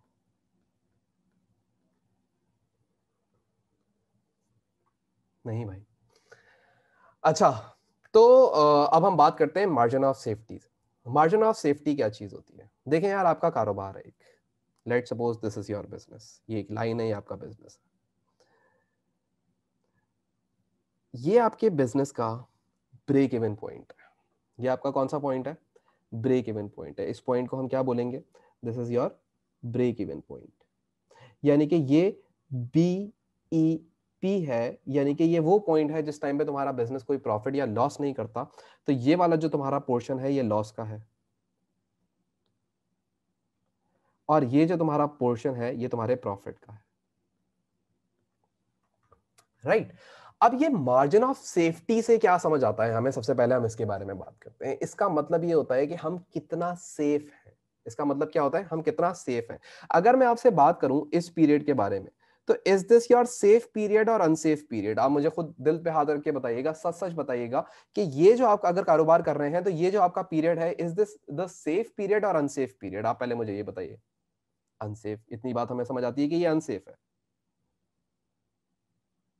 और अगर हम बात करें इस एरिया की, तो क्या समझ आता है, ये एरिया आपका सेफ है या अनसेफ है? क्योंकि यहां पे आप प्रॉफिट के अंदर बैठे हुए हैं, आफ्टर ब्रेक इवन पॉइंट, ये आपका सेफ एरिया है। ये आपका कौन सा एरिया है? सेफ एरिया है, इसको हम बोलेंगे सेफ एरिया। अच्छा जी, अब याद रखिएगा, ये जो मार्जिन ऑफ सेफ्टी के बारे में बात कर रहा है, तो ये उसी एरिया के बारे में बात कर रहा होगा जहां पे आप सेफ है, जहां पे आप क्या है? सेफ है। अच्छा, अब लेट सपोज हम इस एग्जाम्पल के अंदर कहां पे आके सेफ हो रहे थे? इस एग्जाम्पल के अंदर ये जो आपकी स्क्रीन है, कहां पे आके हम सेफ हो रहे थे? कौन सा एक्टिविटी लेवल पे हम सेफ हो रहे थे? चलें ऐसे आसान करके पूछ लेता हूं, कौन सा एक्टिविटी लेवल था जहां पे हम सेफ थे? 501। 501 पे हम क्या हैं? 500 पे हम सेफ नहीं है, 500 पे तो हम डॉट पॉइंट पे हैं, यानी कि अगर यहां से एक नीचे गिर गए तो हम नुकसान में चले जाएंगे। जो हमारा सेफ पीरियड है, यानी कि जो हमारा मार्जिन है सेफ होने का, वो मार्जिन कितना है? 501 यूनिट। जब मैं 501 यूनिट बनाऊंगा उस टाइम पे मैं क्या हो जाऊंगा? सेफ हो जाऊंगा। मैं उस टाइम पे क्या हो जाऊंगा? सेफ हो जाऊंगा। तो लेट सपोज मैं आपसे बोलता हूं कि आप मुझे बताइए मार्जिन। अब देखिएगा मजे की बात, मैं आपसे बोलता हूं मुझे बताएं margin of safety in units. तो मैं कितने यूनिट सेफ हूं? मुझे कोई बता सकता है मैं कितने यूनिट्स सेव हूं? बताइए मैं कितने यूनिट सेफ हूं? सिंपल, बिल्कुल सही जवाब, 1 यूनिट। यानी कि इसका मतलब क्या हो गया कि मार्जिन ऑफ सेफ्टी का फॉर्मूला हमारे दिमाग के अंदर क्या बन रहा है, या मार्जिन ऑफ सेफ्टी का मतलब क्या आ रहा है कि भाई बजटेड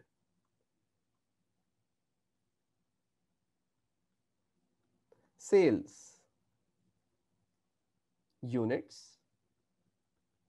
या फिर हम इसको बोल सकते हैं एक्चुअल सेल्स यूनिट्स। अब सवाल में डिपेंड होता है बजट इंफॉर्मेशन है एक्चुअल है, आप एक्चुअल यूज करें बजट यूज करें, same, minus break even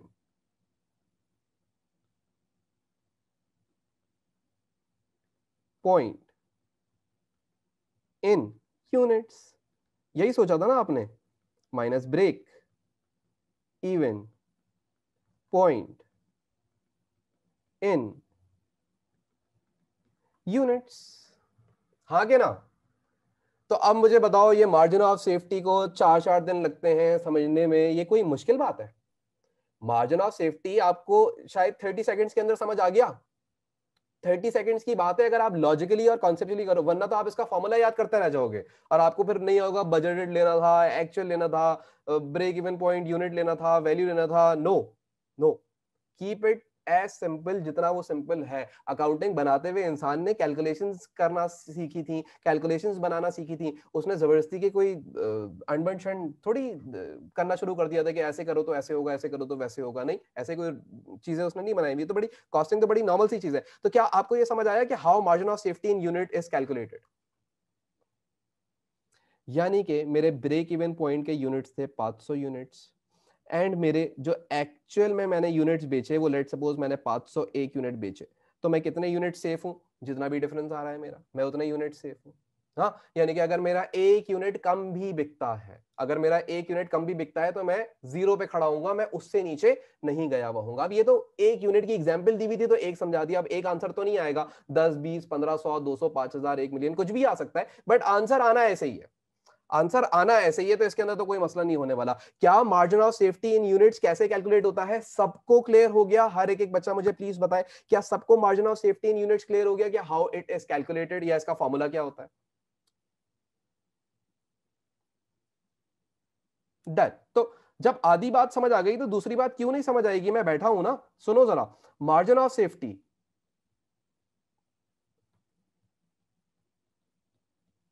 in value, अब ये कैसे निकलेगी सर? कोई मसला ही नहीं है। अब आप यहां पे दोनों वैल्यूज ले लीजिए, यानी कि यहां पे आपकी जो वैल्यू थी सेल्स की वो 50,000 की वैल्यू थी, और यहां पे जो आपकी सेल्स की वैल्यू थी वो आपकी 50,020 की वैल्यू थी। यानी कि अब आप इन दोनों का डिफरेंस निकाल लें, यानी कि अब आप वैल्यू के बारे में बात कर रहे हैं।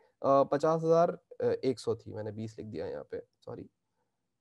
मैं कॉन्ट्रीब्यूशन दिमाग में रखा हुआ था, 50,100। अच्छा जी, तो अब आपने वैल्यू के अंदर आप कितना सेफ हैं? आप वैल्यू के अंदर कितना सेफ है? तो अगर आप नोटिस करें, अगर आप नोटिस करें यहां पे, तो आपकी जो ब्रेक इवन सेल्स थी वो कितने की थी सर? 50,000 की थी। और आपने जो ब्रेक इवन से अगले टाइम पे जो सेल्स करी वो 501 यूनिट पे, वो कितनी सेल्स करी? 50,001 की सेल्स करी। तो मैं बोलूंगा आप कितने डॉलर सेफ है वैल्यू में? अगर मैं वैल्यू में बात करूं, यूनिट्स में बात हो गई, अगर मैं आपसे बोलूं आप कितने डॉलर सेफ हैं, तो आप मुझे बताएं ना कितने डॉलर सेफ है? आपके सामने स्क्रीन पे मौजूद है, कितने डॉलर सेफ है बताइए?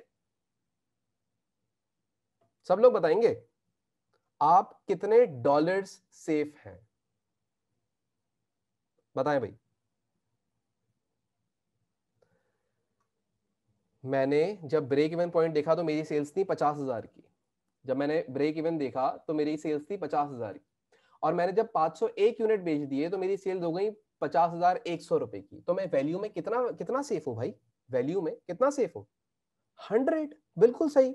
20 क्यों सोच रहे हो, 20 थोड़ी सेफ हूं, सेफ तो मैं 100 हूं, सेफ तो मैं 100 हूं, क्योंकि यहां पे मुझे क्या देखना है, वही सेल्स की वैल्यू और बजटेड वैल्यू। यानी कि अब यहां पे क्या समझ आया, यहां पे हमें इसका क्या फॉर्मूला नजर आया, इसका फॉर्मूला हम लिखते हैं एक्चुअल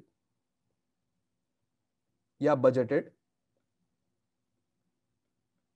जो भी सवाल में गिवन हो इससे कोई फर्क नहीं पड़ता, सेम बात है, एक्चुअल या budgeted sales value minus break even sales minus break even sales. Done, clear है, ये वाली बात भी समझ आ गई या मुश्किल लगी, ये बात भी समझ आई या मुश्किल लगी बताओ। अब तक मैंने जितनी बातें करी, कोई आसमान से लेके आया कोई बात, ये वो बातें करी जो शायद आपको आपके अंदर कहीं मौजूद थी, बस मैंने बाहर निकाल के सामने रख दी, या आपके अंदर मौजूद थी ये बातें, सही है। ये जितनी बातें मैंने अभी तक आपसे करी हैं, सारी बातें आपके अंदर मौजूद थी, से मैंने बाहर निकाला और सामने लाके रख दिया आपके पेपर के ऊपर कि भाई ये तो मैं पहले से पता थी सारी बातें, तुम सोचते नहीं थे, बस सिर्फ इतना सा फर्क था। क्लियर है अभी तक, मार्जिन ऑफ सेफ्टी भी समझ आ गया आपको, यहां तक कोई मसला नहीं है मार्जिन ऑफ सेफ्टी के अंदर।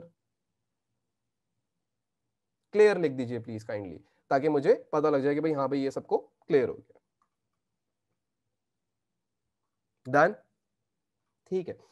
एक और चीज है जो एग्जामिनर आपसे कैलकुलेट करने को बोलता है, वो भी इसी में से ही है एक चीज, जिसे हम कहते हैं मार्जिन ऑफ सेफ्टी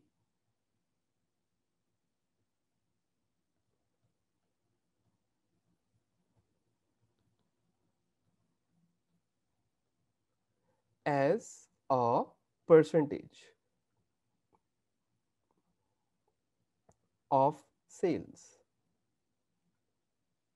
कभी बोलता है कि परसेंटेज की फॉर्म के अंदर भी कैलकुलेट करके दिखा दीजिएगा, तो कोई मसले की बात नहीं है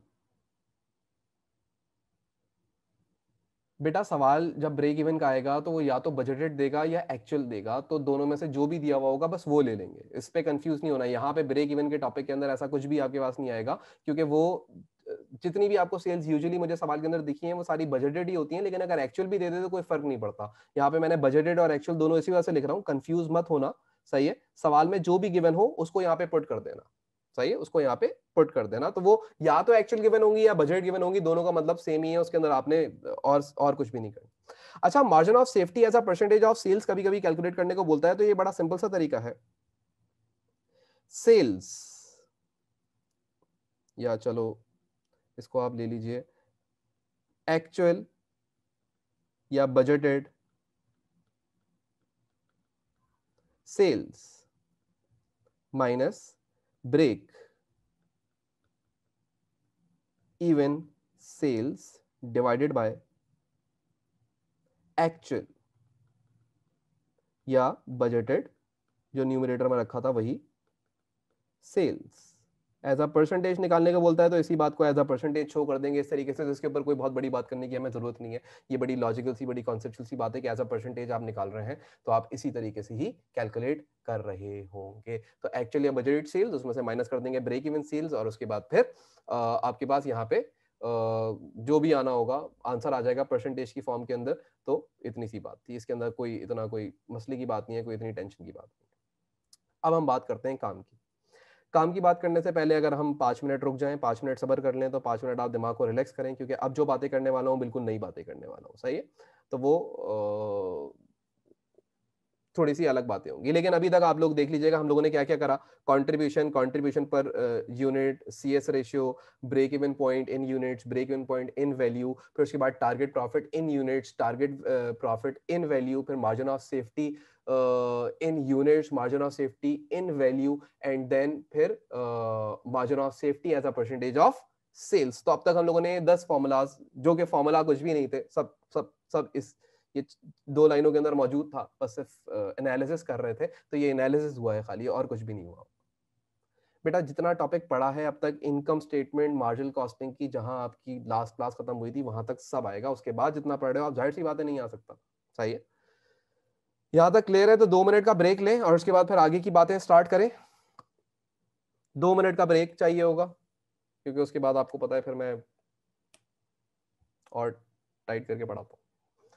तो 2 मिनट का ब्रेक लेते हैं, एंड 2 मिनट के ब्रेक के बाद मुलाकात करते हैं। और प्लीज़ मैं लास्ट पेज बेटा खोल देता हूँ, ये वाला पेज है लास्ट पेज आपका। 2 मिनट का ब्रेक लेते हैं एंड देन उसके बाद फिर जो है हम बात करते हैं आगे, क्योंकि अब हम लोगों ने देखनी है ग्राफिकल रिप्रेजेंटेशन देखनी है ब्रेक इवन की, और उसके बारे में बात करनी है एंड देन फिर उसके बाद हमारा पास पेपर ही होगा, बस खत्म हो जाएगा और कुछ नहीं। ठीक है, तो बस 2 मिनट का ब्रेक लेते हैं, फिर मिलते हैं।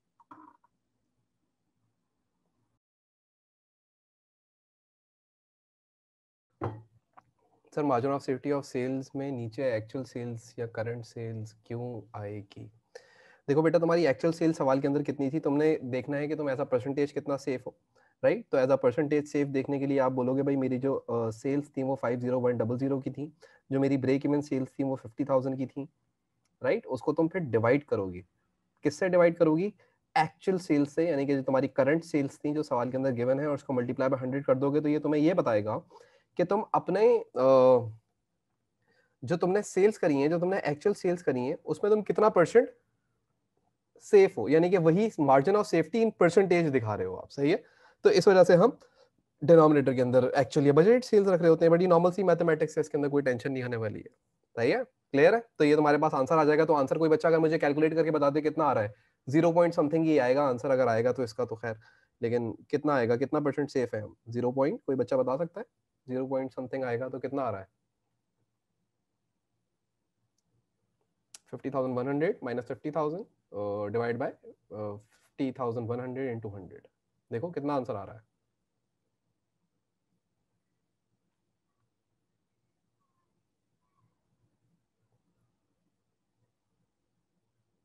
कैलकुलेट कर लो भाई।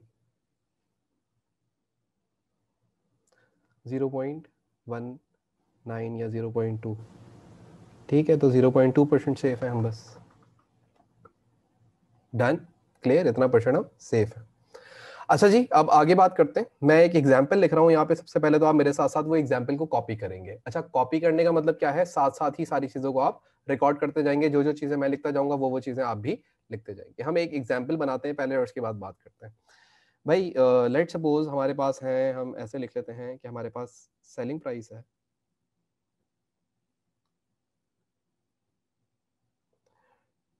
$400, हमारे पास वेरिएबल कॉस्ट है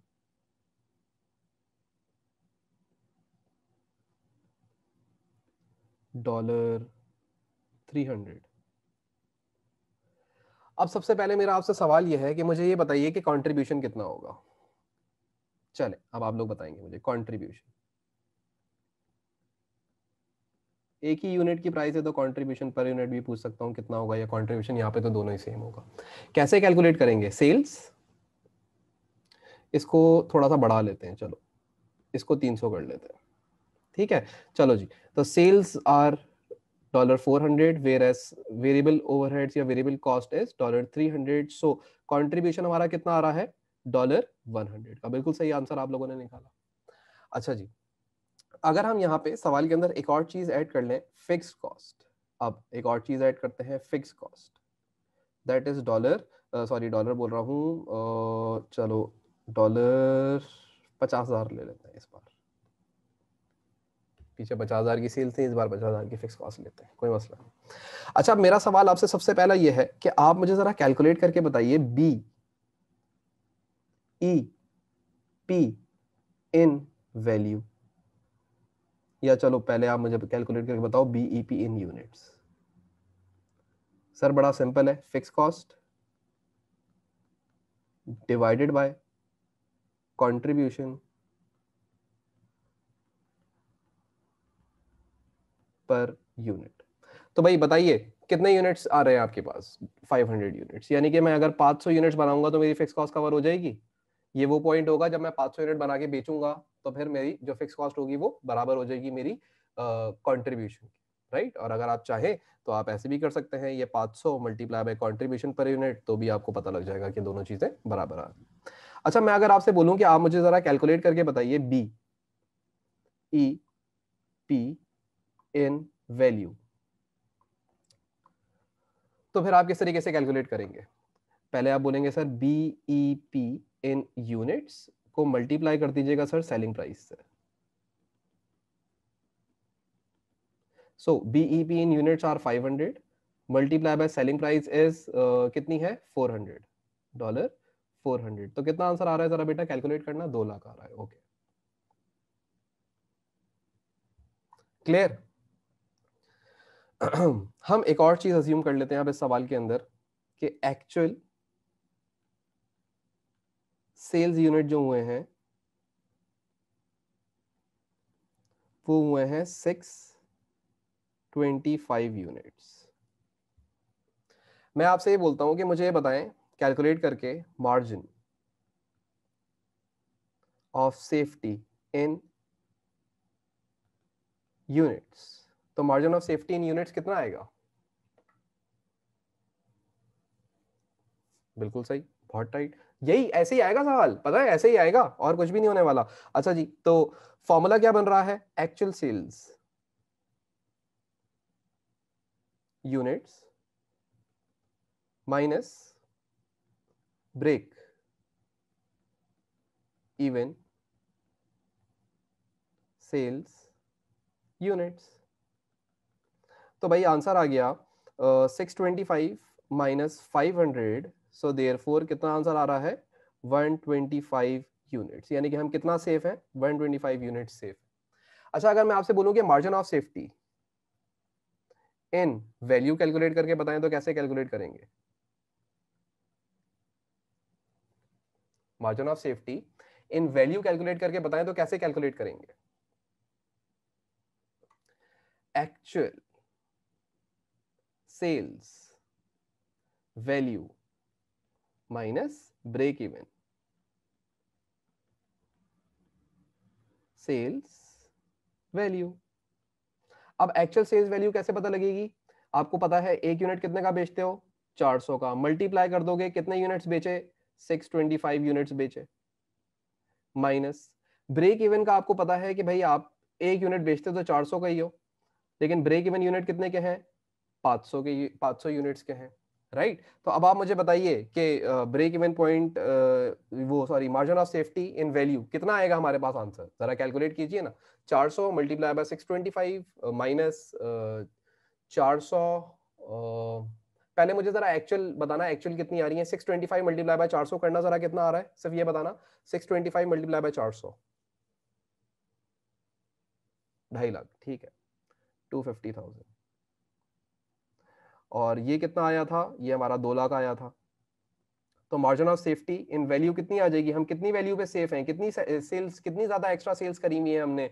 ब्रेक इवन सेल्स से हमने कितना ऊपर सेल्स करा हुआ है?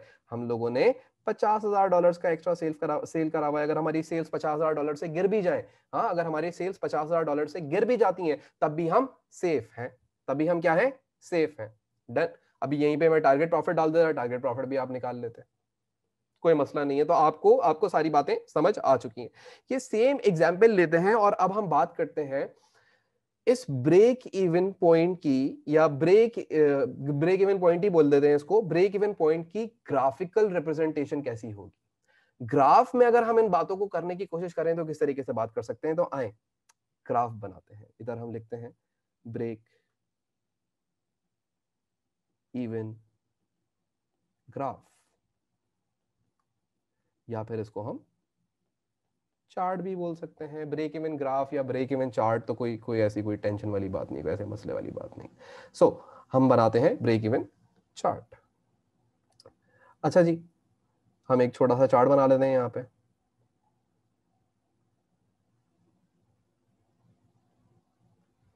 अच्छा, मैं ज़रा वैल्यूज़ देख लूँ यहाँ पे। तो हमारे पास जा रही है 625 तक, 2.5 लाख तक, ठीक है। अच्छा जी, हम बात करते हैं, हम इस तरीके से बात कर लेते हैं। हमारी सेल्स थी, लेट सपोज ये दो साइड्स हैं, राइट। ये ओरिजिन है, जो वाई एक्सेस होता है इसके ऊपर हमेशा आपको पता है कॉस्ट आती है, और ये जो होती है क्वांटिटी होती है, और ये आपके पास सेल्स वैल्यू आ जाएंगी। यहाँ पे आप सेल्स लिख लें या रुपीस लिख लीजिए, डॉलर्स लिख लीजिए, आसान कर देते हैं, डॉलर में अमाउंट है, यहाँ डॉलर्स आ जाएंगे। अब हम ये ग्राफ बनाते हैं, तो हम बनाते हैं भाई 50,000, 50K, 100K, 150K, 200K and 250K and so four जहां तक जाते हैं, लेकिन हमारा यहीं पे काम खत्म हो रहा था तो मैंने ये देख लिया, मैक्सिमम दोनों साइड्स देख ली। क्वांटिटी पे अगर हम लोग आ जाएं तो क्वांटिटी हम लोग देखते हैं। अब क्वांटिटी बनाने के लिए यार वो कितने थे, 625 थे, तो 625 अब बिल्कुल अगर मैं आपको परफेक्ट लेके जाऊं तो बहुत लंबा नहीं हो जाएगा? 25-25 करके अगर हम जाएंगे तो नहीं हो सकता। चले अजम्पशन ले लेते हैं 100 यूनिट्स की। 100, 200, 300, 400, 500, 600, 700 यूनिट्स। अच्छा भाई, अब हम लोग बात करना स्टार्ट करते हैं। तो सबसे पहले हम लोगों ने क्या देखना होगा? हमने सबसे पहले ये देखना होगा कि हमारा फिक्स कॉस्ट कितना था। तो अगर हम यहाँ पे अपनी फिक्स कॉस्ट को देखें, हमारी अगर हम अपनी फिक्स कॉस्ट को देखने की कोशिश करें तो हमारी फिक्स कॉस्ट हमें यहाँ पे कितने की शो हो रही है? अगर आप फिक्स कॉस्ट देखें तो बताएं कितने की है फिक्स कॉस्ट? 50,000 की। हाँ, तो यानी कि हम क्या करेंगे, सबसे पहले एक फिक्स कॉस्ट की लाइन डाल देंगे। So here it the fix cost line, इसको हम कहेंगे ये क्या है, फिक्स्ड कॉस्ट। डन, क्लियर है? यहां तक कोई मसला, यहां तक कोई टेंशन? देख लो यहां तक कोई मसला तो नहीं है? जो मैंने अभी ये फिक्स कॉस्ट लिखा है, तो फिक्स कॉस्ट तक तो कोई टेंशन नहीं है आप लोगों को, सब आसान है। ये मैं थोड़ा सा आगे करके लिख देता हूँ, देख लें जी, बताते रहिए मुझे साथ साथ। ये फिक्स कॉस्ट आ गई।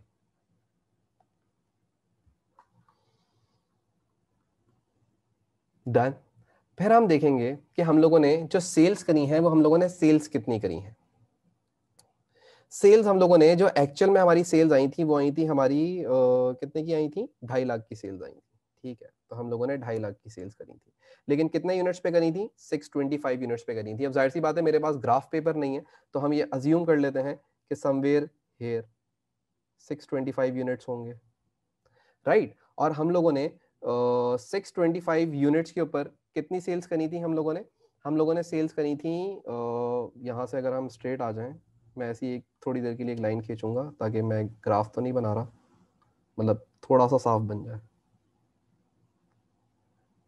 ठीक है, तो अजम्पशन ले लेते हैं समवेयर हियर। ओके, तो यानी कि मैंने सेल्स करी थी 250,000 की, तो अब मुझे क्या करना पड़ेगा? मुझे इधर से जीरो से मैंने सेल्स करना स्टार्ट करी थी और मुझे यहां तक आना पड़ेगा।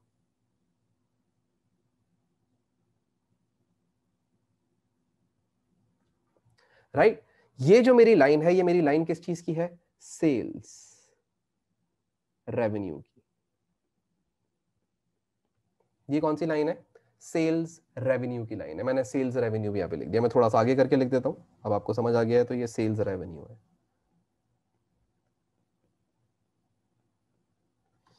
अच्छा जी, अब अगली लाइन जो मुझे खींचनी होगी वो मुझे खींचनी होगी टोटल कॉस्ट की लाइन। ये टोटल कॉस्ट की लाइन अगर आप देखें तो मुझे बताइएगा, जरा मुझे कैलकुलेट करके बताइएगा, आप लोग खुद सोच के बताइएगा मेरी जो टोटल कॉस्ट आ रही है वो कितनी आ रही है। टोटल कॉस्ट को कैलकुलेट करने के लिए सर, टोटल कॉस्ट को कैलकुलेट करने के लिए फिक्स कॉस्ट के अंदर प्लस कर लेते हैं वेरिएबल कॉस्ट को, आपने ये सिखाया था। डन, टोटल कॉस्ट अगर आपने निकालनी है, तो अगर मैं आपसे बोलूं कि आपकी फिक्स कॉस्ट कितनी है तो आप बोलोगे सर 50,000 है। अगर मैं आपसे बोलूंगा कि आपकी वेरिएबल कॉस्ट कितनी है, तो आप वेरिएबल कॉस्ट किस तरीके से कैलकुलेट कर सकते हैं? क्या आपको पता है कि आपकी वेरिएबल कॉस्ट पर यूनिट कितनी है? 300 की। और आपने कितने यूनिट्स बेचे थे? आपने बेचे थे 625 यूनिट्स। तो जरा मुझे बताएंगे आपकी वेरिएबल कॉस्ट कितनी आई होगी? जरा टोटल कर लीजिएगा, 300 इंटू 625, तो वेरिएबल कॉस्ट कितनी आ रही है? इंटू 300, जरा बताना बेटा कितनी आ रही है? 18750। ठीक है, ये 625 यूनिट्स के ऊपर आ रही है आपके पास, 18750 की। ठीक है, अगर मैं इसको यहां से बात करना स्टार्ट करूं, सॉरी कहाँ चला गया, ओके, तो इसका मतलब यह है कि जो मेरी टोटल कॉस्ट की लाइन है वो मेरे 625 यूनिट पे 18750 समवेयर ऐसे कुछ आ रही है लाइन, मेरे ख्याल से समवेयर हेयर। देखिएगा जरा, मैं ऐसी अभी लाइन बना रहा हूं, फिर मैं मिटा दूंगा, सॉरी। 18750 समवेयर हेयर आएगी। अगर हम इसको ऐसे देखें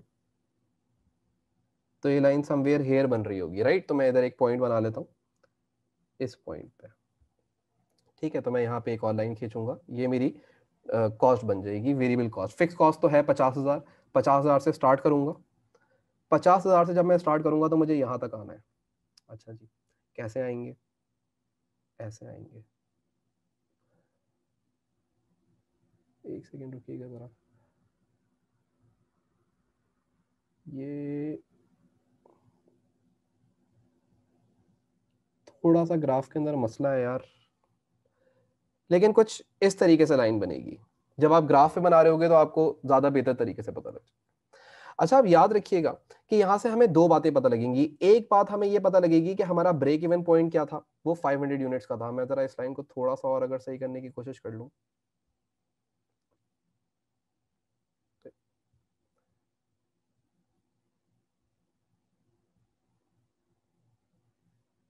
अरे भैया कुछ खतरनाक ही बन रही है, ग्राफ नहीं है ना, इस वजह से थोड़ा सा मसला हो रहा है। बोर्ड पे तो बहुत ही गंदी बनती है वैसे ही है।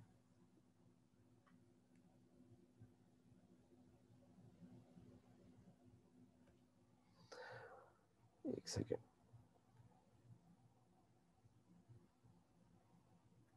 ओके अब सही बन जाएगी मुझसे। एक सेकेंड रुकना। हाँ, कुछ कामों में इंसान हर काम में तो अच्छा नहीं होता, तो ये काम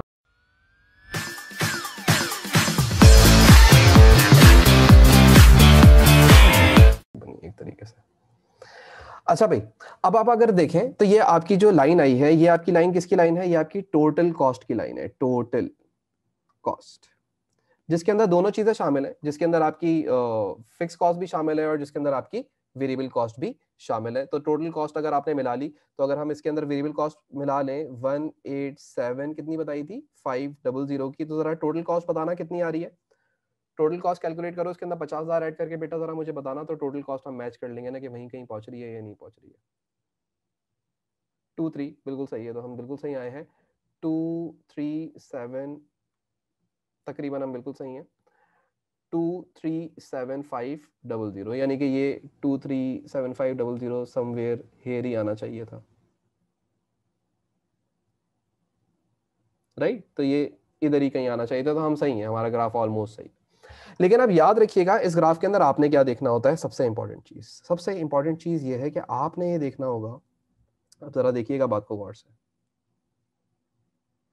जहां पे ये दो लाइनें आपस में टकरा रही हैं, ये जो पॉइंट है ना, ये जहां पे दो लाइनें आपस में टकरा रही हैं, इस पॉइंट को कहा जाता है बीईपी पॉइंट। ये कौन सा पॉइंट होता है? ब्रेक इवन पॉइंट होता है। अच्छा, अब आपने ये break even point in units देखना है, तो आप किस तरीके से देखेंगे? इसी के नीचे आके इसके यूनिट्स देख लेंगे, तो आपको पता लग जाएगा कि आपका ब्रेक इवन यूनिट कितना है, 500 का है। और अगर आपको ब्रेक इवन वैल्यू देखनी है तो वो कितने की है, 2 लाख रुपए की है, वो यहाँ पे आपके पास शो हो रही होगी। सही है। यानी कि इसका मतलब यह है कि आप अपने ग्राफ के अंदर सिंपल चीजें पुट करेंगे। सबसे पहला काम आप क्या करेंगे? आप फिक्स कॉस्ट पुट करेंगे। सबसे पहली चीज क्या आ जाएगी आपके पास? Fix cost. डन हो गया। फिर उसके बाद दूसरी लाइन जो आप खींचेंगे वो किसकी खींचेंगे? टोटल सेल्स की खींचेंगे। तो टोटल सेल्स समवेयर हेयर आ रही थी, लाइन ऊपर जाती है तो कोई फर्क नहीं पड़ता, बट हेयर आपके पास यहाँ पे कहीं ये आपकी टोटल सेल्स आ रही थी, यानी कि आपने 2.5 लाख रुपए की सेल्स कर दी थी एक्चुअल के अंदर। तीसरी चीज, जो तीसरी लाइन आप यहाँ पे बनाएंगे वो टोटल कॉस्ट की लाइन बनाएंगे। अब टोटल कॉस्ट की लाइन बनाने के लिए आपको क्या करना पड़ेगा? Fix cost plus variable cost करना पड़ेगा। फिक्स कॉस्ट कितनी है? 50,000 की है। वेरिएबल कॉस्ट कितनी है? 187,500 की है। तो टोटल कॉस्ट की लाइन कहां तक पहुंचनी चाहिए? टोटल कॉस्ट की लाइन पहुंचनी चाहिए 273,500 पे। अब जो टोटल कॉस्ट की लाइन है वो शुरू तो होगी यहीं से ही, तो यानी कि यहां से यहां तक 50,000 तो फिक्स कॉस्ट इसमें शामिल है। अब बाकी एक्सेसिव अमाउंट आप क्या करेंगे? यहाँ पे इसके अंदर ऐड कर देंगे, यानी कि टोटल जो अमाउंट बन रही है आपने इस लाइन को कहां तक पहुंचाना है? फिक्स कॉस्ट की लाइन से ऊपर 273,500 तक पहुंचाना है। तो हम लोगों ने क्या किया? ये एक टोटल कॉस्ट की लाइन बना दी जो कि 273,500 को क्रॉस करती भी जा रही होगी। वंस आपने ये तीन लाइनें बना ली, सिर्फ तीन लाइनें बनानी थी, फिक्स कॉस्ट, सेल्स की लाइन एंड टोटल कॉस्ट की लाइन। वंस आप ये तीन लाइनें बना लेते, वंस ये तीन लाइनें आपके पास बन जाती हैं, तो आपके पास ब्रेक इवन पॉइंट आ जाएगा, वो पॉइंट जहां पे सेल्स की लाइन और टोटल कॉस्ट की लाइन क्या कर रही होगी?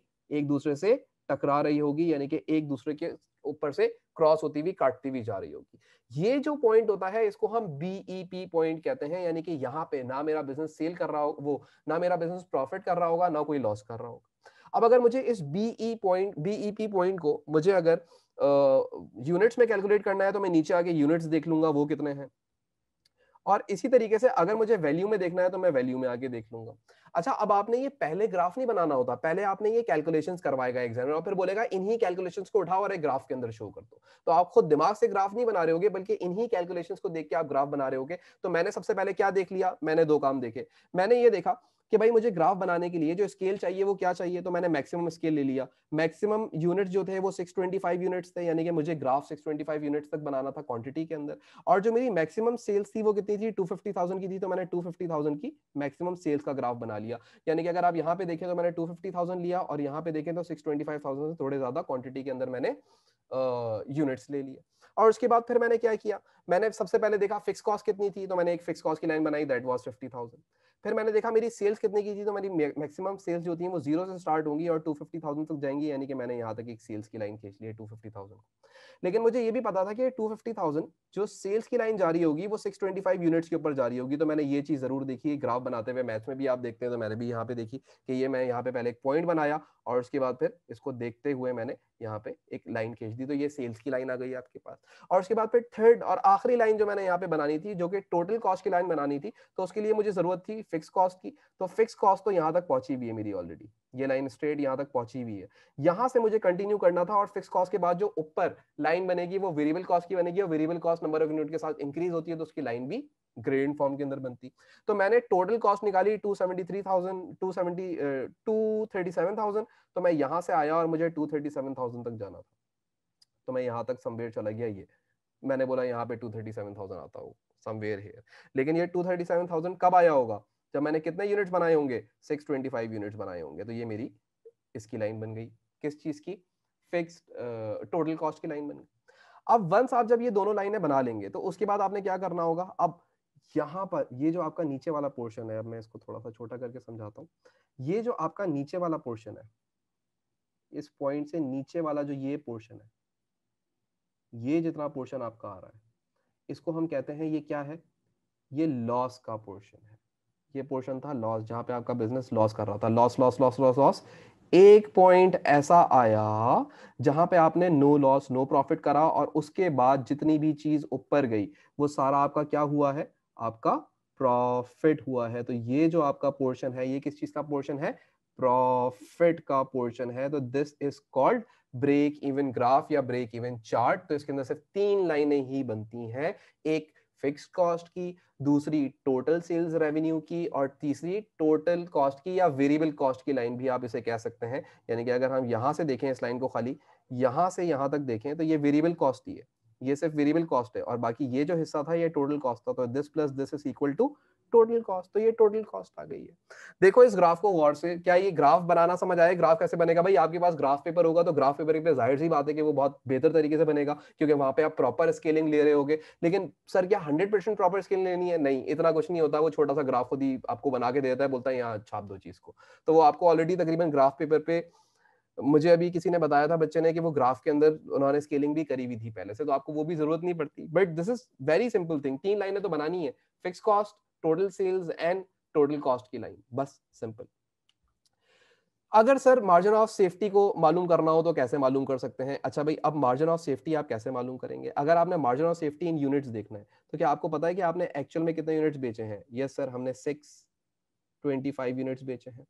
ये जो आपका पोर्शन है, ये जो आपका पोर्शन है, यहां से लेके यहां तक, ये आपका मार्जिन ऑफ सेफ्टी है। यानी कि आपने कितने यूनिट्स एक्स्ट्रा बेचे हुए हैं, 500 से ऊपर 625 तक यूनिट बेचे हुए हैं, यानी कि 125 यूनिट्स आपके क्या है, margin of safety in units. और अगर आप बात करें margin of safety in value की, और अगर आप बात करें margin of safety in value की, तो margin of safety in value ये रहा। आपकी ब्रेक इवन सेल्स कितने की थी, 2 लाख रुपए की थी, और आपने एक्चुअल में कितने की सेल्स करी, 2.5 लाख की करी। इसका मतलब यहां पे आपके पास कितना आ जाएगा, 50,000 का। ये 50,000 का जो आपके पास डिफरेंस आ रहा है, ये 50,000 का डिफरेंस आपका क्या है, margin of safety in value. Value के अंदर मार्जिन ऑफ सेफ्टी आपको गिवन है। डन। तो यहां से आप margin of safety in value निकाल सकते हैं, यहां से आप देख के margin of safety in value निकाल सकते हैं क्योंकि यहां वैल्यूज मौजूद थी, और यहां से देख के आप margin of safety in units निकाल सकते हैं क्योंकि यहां पे क्वांटिटी यानी कि यूनिट्स मौजूद थे। तो इतना आपको इतना कोई मसले की बात नहीं है, ये वही बातें जो आप पीछे सीख के आए हो, आज आप उसकी क्या कर रहे हो, ग्राफिकल रिप्रेजेंटेशन देख रहे हो कि अगर इस बात को हम ग्राफ के अंदर रिकॉर्ड करना चाहें या ग्राफ के अंदर लिखना चाहें तो किस तरीके से लिख सकते हैं। क्लियर है? यहां तक कोई मसला नहीं है, सब कुछ सही है? देख लो अब इसको, अब क्लियर है? निखिल बेटा अभी देख लो, अभी ये क्लियर है कि 3 लाइनें खाली बनेंगी और ऊपर वाला पोर्शन प्रॉफिट का है, नीचे वाला पोर्शन लॉस का है, दैट्स इट।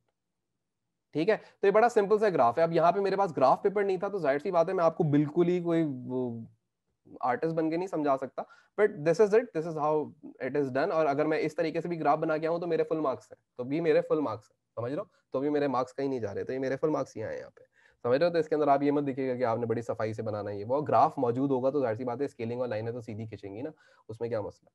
Done, clear? यहां तक बात समझ आ गई? तो ग्राफ बनाना भी हमने सीख लिया हम लोगों ने ये एक एग्जाम्पल के थ्रू।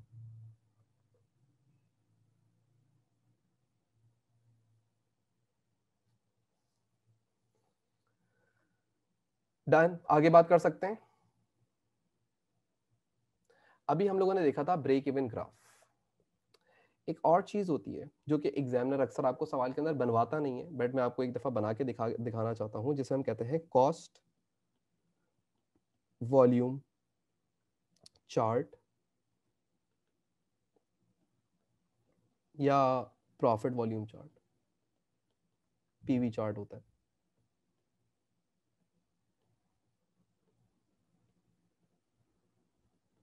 अच्छा, ये किस तरीके से बनता है? सबसे पहले हम स्केलिंग कर लेते हैं। तो हमारे पास जो फिक्स कॉस्ट थी वो कितनी थी? 0, या मैं थोड़ा और नीचे से शुरू करता हूँ, ये मैं आपको खाली दिखा रहा हूँ, ये भी बना सकते हैं आप। 0 से स्टार्ट करते हैं, फिर उसके बाद 50 के, 100 के, 150 के। यार मैंने बहुत गंदे से करा है, एक मिनट रुकना ज़रा, पहले लाइन खींच लेता हूँ।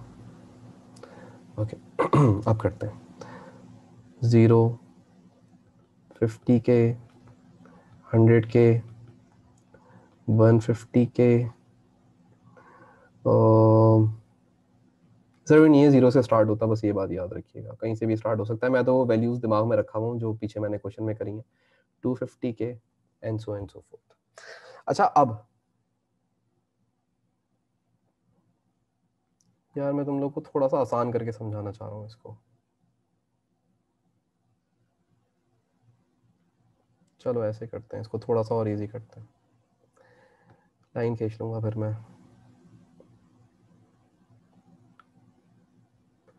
माइनस,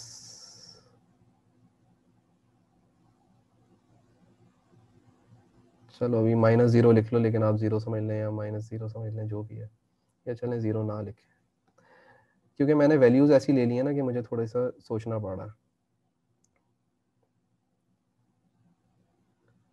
-50 के, 0, 50 के, 100 के, 150 के, 200 के, एंड आगे बढ़ जाते हैं थोड़ा सा, तो 250 के। ठीक है, थोड़ा सा गंदा हो गया बट कोई मसले की बात नहीं। अच्छा, अब जो 0 वाला है, यहाँ से एक स्ट्रेट लाइन खींच दें।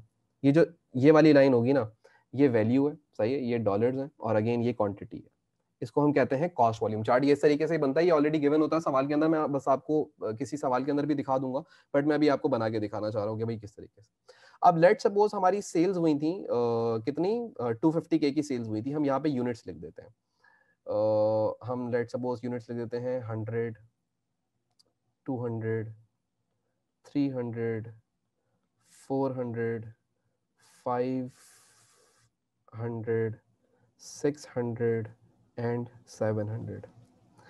ठीक है, हमने अभी कुछ सेल्स करी थी और हम लोगों ने सेल्स कितने की करी थी, 250 के की करी थी। अच्छा भाई, अब हम क्या करेंगे, सबसे पहले याद रखिएगा यहाँ पे एक लाइन खींचेगी जो कि हम लोगों ने बनानी होगी। किसकी लाइन होगी? वो हमारी सेल्स की लाइन होगी। अब ये ग्राफ जो है ना, मेरी जो वैल्यूज हैं वो ऐसी हैं कि वो यहाँ पे इस तरीके से आ रहा है, यानी कि ये यहाँ तक जाने में बहुत बड़ा ग्राफ बनेगा। बट मैं आपको ऐसी अजम्पशन दे देता हूँ कि आप अज्यूम कर लीजिए कि यहाँ पे 250K जो है ना, ये इधर लिखा हुआ है। लेट्स सपोज यहाँ लिखा हुआ है 250K इस साइड पे आ रहा था। यानी कि अगर हम इस ग्राफ को बनाए तो ये फिक्स कॉस्ट आएगी, और फिक्स कॉस्ट आते आते आते आते आते आते ये कवर होगी, और उसके बाद यहाँ से मेरी, देखो अस्तगफुरुल्लाह बन ही नहीं रहा इसके ऊपर, 50K को नीचे कर देते हैं।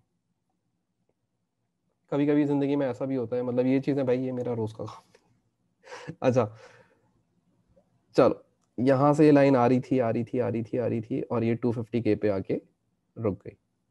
ये जो हमारी लाइन होती है ये हमारी सेल्स की लाइन होती है, इसको हम सेल्स कहते हैं, राइट। और समझ लो कि ये जो हिस्सा है, ये जो ऊपर वाला हिस्सा है सारा आपका, ये आपका प्रॉफिट है, और ये जो नीचे वाला आपका हिस्सा है सारा, ये आपका लॉस का हिस्सा होता है। तो ये एक इस तरीके से भी एक ग्राफ बनता है जिसे हम प्रॉफिट वॉल्यूम ग्राफ कहते हैं। बट ये आपसे एग्जामिनर बनवाता नहीं है, अगर किसी क्वेश्चन में बनवाएगा तो हम उसको साथ बैठ के बना लेंगे, वो स्केलिंग देख लेंगे, क्योंकि मैंने जो क्वेश्चन बनाया था वो ब्रेक इवन ग्राफ के दिमाग में रखते हुए बनाया था। But still this is the loss portion and this is the profit portion. तो ये एक बड़ी नॉर्मल सी चीज है, इसके अंदर आपको कोई इतना परेशान होने की जरूरत नहीं है। तो ये भी एक ग्राफ बनता है जिसको हम कॉस्ट वॉल्यूम चार्ट या फिर प्रॉफिट वॉल्यूम चार्ट भी कहते हैं। तो ये जो हिस्सा होता है नीचे वाला, ये जितना भी हिस्सा है जीरो से नीचे वाला, ये लॉस शो करता है, और जितना भी ऊपर वाला हिस्सा है ये आपको प्रॉफिट शो कर रहा होता है। आपकी बुक के अंदर ये दोनों ग्राफ्स बने हुए होंगे, वैसे ये आपकी बुक के अंदर दोनों ग्राफ बने होंगे। किसी ने खोल के देखा है ब्रेक इवन का ये ग्राफ्स देखे हैं उसकी बुक के अंदर बने हुए? खोला है, देखा है तुम लोगों ने? बेटा ग्राफ इतने कोई मुश्किल नहीं है, इसको बनाना नहीं होता। ये वाला ग्राफ तो ऑलरेडी बना हुआ होता है, मैं इसके अंदर क्या एक्सप्लेन करूं, यानी कि ये एक, इसके अंदर एक लाइन बनेगी सेल्स की लाइन, ये वाली लाइन और ये वाली लाइन तो आपको एग्जामिनर खुद ही बना के दे देगा, तो तुमने खाली सेल्स की लाइन खींचनी होगी इसके अंदर, एक्चुअल के अंदर। सही है, तो वो सेल्स की लाइन जहां से भी सेल्स आ रही होंगी, अब यहाँ पे भी मेरी जो सेल्स की लाइन है वो बिल्कुल परफेक्ट नहीं आ रही, ये 600 पे नहीं आनी चाहिए थी, 625 पे आनी चाहिए थी। तो assume that this is 625, assume कर लीजिए। तो ये आपको ऑलरेडी बना के देगा ग्राफ इस तरीके से, यहाँ पे भी ग्राफ बना हुआ होगा, आपने खाली लाइन खींचना है। अब यहाँ पे लाइन खींचना तो मैं सिखा चुका हूँ ना, वैल्यूज को देखना है और लाइन खींचना है। यहाँ पे भी आपने वैल्यू को देखना है और लाइन को बनाना शुरू करना है। सही है, तो ये आपको एक कॉस्ट वॉल्यूम ग्राफ कहता है और एक ब्रेक इवन ग्राफ कहता है। मैं आपको ये रेकमेंड करूंगा कि आप मेरी बुक खोलिएगा और उसके अंदर इन ग्राफ की बात थोड़ी सी डिटेल लिखी हुई है और ग्राफ बना हुआ है, तो उसके अंदर आप उसको एक दफा पढ़ भी लेंगे तो मेरा नहीं ख्याल कि आपको इसके अंदर कोई मसला होने वाला है। अच्छा क्या सर हर क्वेश्चन में ग्राफ बनवाएगा, हर बार ब्रेक इवन के टॉपिक में ग्राफ बनवाएगा? No. Once in a blue moon किसी एक सवाल के अंदर उसने दिया हुआ होगा आपको ग्राफ बनाने के लिए, तो आप उसके अंदर जब आप एक दफा ग्राफ बना लोगे तो आपको इसके अंदर कोई मसला नहीं होने वाला, या इसमें कोई परेशानी नहीं होने वाली। तो इससे परेशान मत होना, जो आप सारा कॉन्सेप्ट था, जो बड़ी बातें थी वो दिमाग में ले ली, ये ग्राफ एक घटिया सी चीज है जो कि ऑलरेडी सब कुछ हुआ हुआ होगा, पेपर के अंदर बना हुआ होगा, आपने जाके खाली लाइनें खींचनी होगी। तो उसके ऊपर कोई परेशान होने की जरूरत नहीं है, उसके ऊपर कोई परेशान होने की जरूरत नहीं। अच्छा भाई, अब तक हम लोगों ने आज की क्लास के अंदर क्या क्या देखा? हम लोगों ने कहां से स्टार्ट किया था? हम लोगों ने यहाँ से स्टार्ट किया था, ब्रेक इवन का टॉपिक पढ़ना स्टार्ट किया। ब्रेक इवन क्या होता है, कैसे होता है, ब्रेक इवन की कैलकुलेशन कैसे होती है, कंट्रीब्यूशन क्या होता है, कंट्रीब्यूशन पर यूनिट क्या होता है, कंट्रीब्यूशन टू सेल्स रेशियो क्या होता है, टारगेट प्रॉफिट इन यूनिट क्या होता है, टारगेट प्रॉफिट इन वैल्यू क्या होता है, margin of safety in value क्या होती है, margin of safety in units क्या होती है, margin of safety as a percentage of sales क्या होती है। एंड देन फिर उसके बाद हम लोगों ने एक छोटी सी इलस्ट्रेशन देखी कि जिसके अंदर हम ब्रेक इवन ग्राफ बनाते हैं तो कैसे बनाते हैं। प्रॉफिट वॉल्यूम ग्राफ बहुत ही घटिया बना है, तो हम इसको इग्नोर भी करते हैं तो कोई फर्क नहीं पड़ता, बट ब्रेक इवन चार्ट वो आपसे बनवाएगा, और प्रॉफिट वॉल्यूम चार्ट से आपको खाली इन्फॉर्मेशन एक्सट्रैक्ट करने को दे सकता है, ये ऑलरेडी बना के देगा आपको, बोलेगा खाली इन्फॉर्मेशन एक्सट्रैक्ट कर लो कि सेल्स कितने की हुई है, ब्रेक इवन कहाँ पे था क्या नहीं था, बस इतनी सी बात है। खैर हम इसके बारे में आगे जाके भी बात कर लेंगे, कोई मसला नहीं है। लेकिन अभी तक जितनी हम लोगों ने काम की बातें करी, मुझे वो बताओ क्या वो तमाम बातें क्लियर है? उसके अंदर कोई मसला तो नहीं है, उसमें कोई इशू तो नहीं है? वो सब क्लियर है? जितने फॉर्मूलाज पढ़े अभी हम लोगों ने वो सब क्लियर है? ठीक है, बस अब आप लोगों ने क्या करना है, आप लोगों का एक छोटा सा होमवर्क है कि आप लोगों की जो कॉस्टिंग की बुक है, और कॉस्टिंग की बुक, वाह वाह वाह, ये बनी हुई है ना, तो ये इसके अंदर आपका ब्रेक इवन चार्ट भी बना हुआ है, और ये आपका प्रॉफिट वॉल्यूम चार्ट भी बना हुआ है आपका। सही है, तो इसके अंदर आप पढ़ सकते हैं इसको बुक के अंदर, लेकिन आपने पढ़ना क्या है, आपने जो ब्रेक इवन है, ये ब्रेक इवन के टॉपिक का लिमिटेशन सही से पढ़ लेनी है। वैसे मैं आपको ऑलरेडी बता चुका हूँ कि हर चीज़ हम स्ट्रेट बेस कर रहे होते हैं कि हमारे पूरे साल बराबर के यूनिट्स बिकेंगे, पूरे साल बराबर की ही वेरिएबल ओवरहेड्स आएगी, फिक्स कॉस्ट में कोई चेंज नहीं आएगा, हम ऐसी लिमिटेशंस बनाए हुए होते हैं। तो ये लिमिटेशंस आपने देखनी है इसके अंदर ब्रेक इवन में, राइट। और उसके बाद फिर आपने बाकी फॉर्मूलाज वगैरह आपको कोई याद करने की जरूरत नहीं है, आपको ऑलरेडी ये सारे आते हैं। और उसके बाद फिर आप लोगों ने ये 2 ग्राफ्स देखने हैं and then this topic is done. इस टॉपिक के अंदर अब कुछ भी नहीं है, इसके बाद हम यानी कि नेक्स्ट क्लास के अंदर हम पास पेपर सॉल्व कर रहे होंगे। क्लियर है? तो बस आज हम लोगों ने इतना ही रखना था, तो आज बस इतना ही रखते हैं। ये टॉपिक पूरा कंप्लीट हो गया 100%। कोई जल्दी में नहीं करा, नॉर्मल वे में करा है। ग्राफ को लेके आप दिल पे मत लें, बस ग्राफ मुझसे मतलब ऐसे ही बनता है, मैं क्या करूं मतलब। मैंने मतलब एक बात बताऊं, मैंने ग्राफ शायद इसमें फर्स्ट टाइम ही बनाया होगा, मैंने कभी ग्राफ बनाया ही नहीं, क्योंकि ये टॉपिक किसी के पास पहुंचा नहीं। और पिछले साल में करा चुका था जब कोरोना आया, तो खैर बोर्ड पे तो खैर बहुत ही वाहियात बनता है, आपको पता भी नहीं है। तो चलो बस आज इतना ही रखते हैं, और उसके बाद फिर मिलते हैं नेक्स्ट क्लास के अंदर, ठीक है? तो हम मिलेंगे कल मिलेंगे 9:30 बजे ही, और इंशाल्लाह ब्रेक इवन के क्वेश्चंस करेंगे, बट बुक पढ़ के आइएगा ताकि आप जल्दी जल्दी आंसर्स दे सकें, ठीक है? चलो, अल्लाह हाफिज।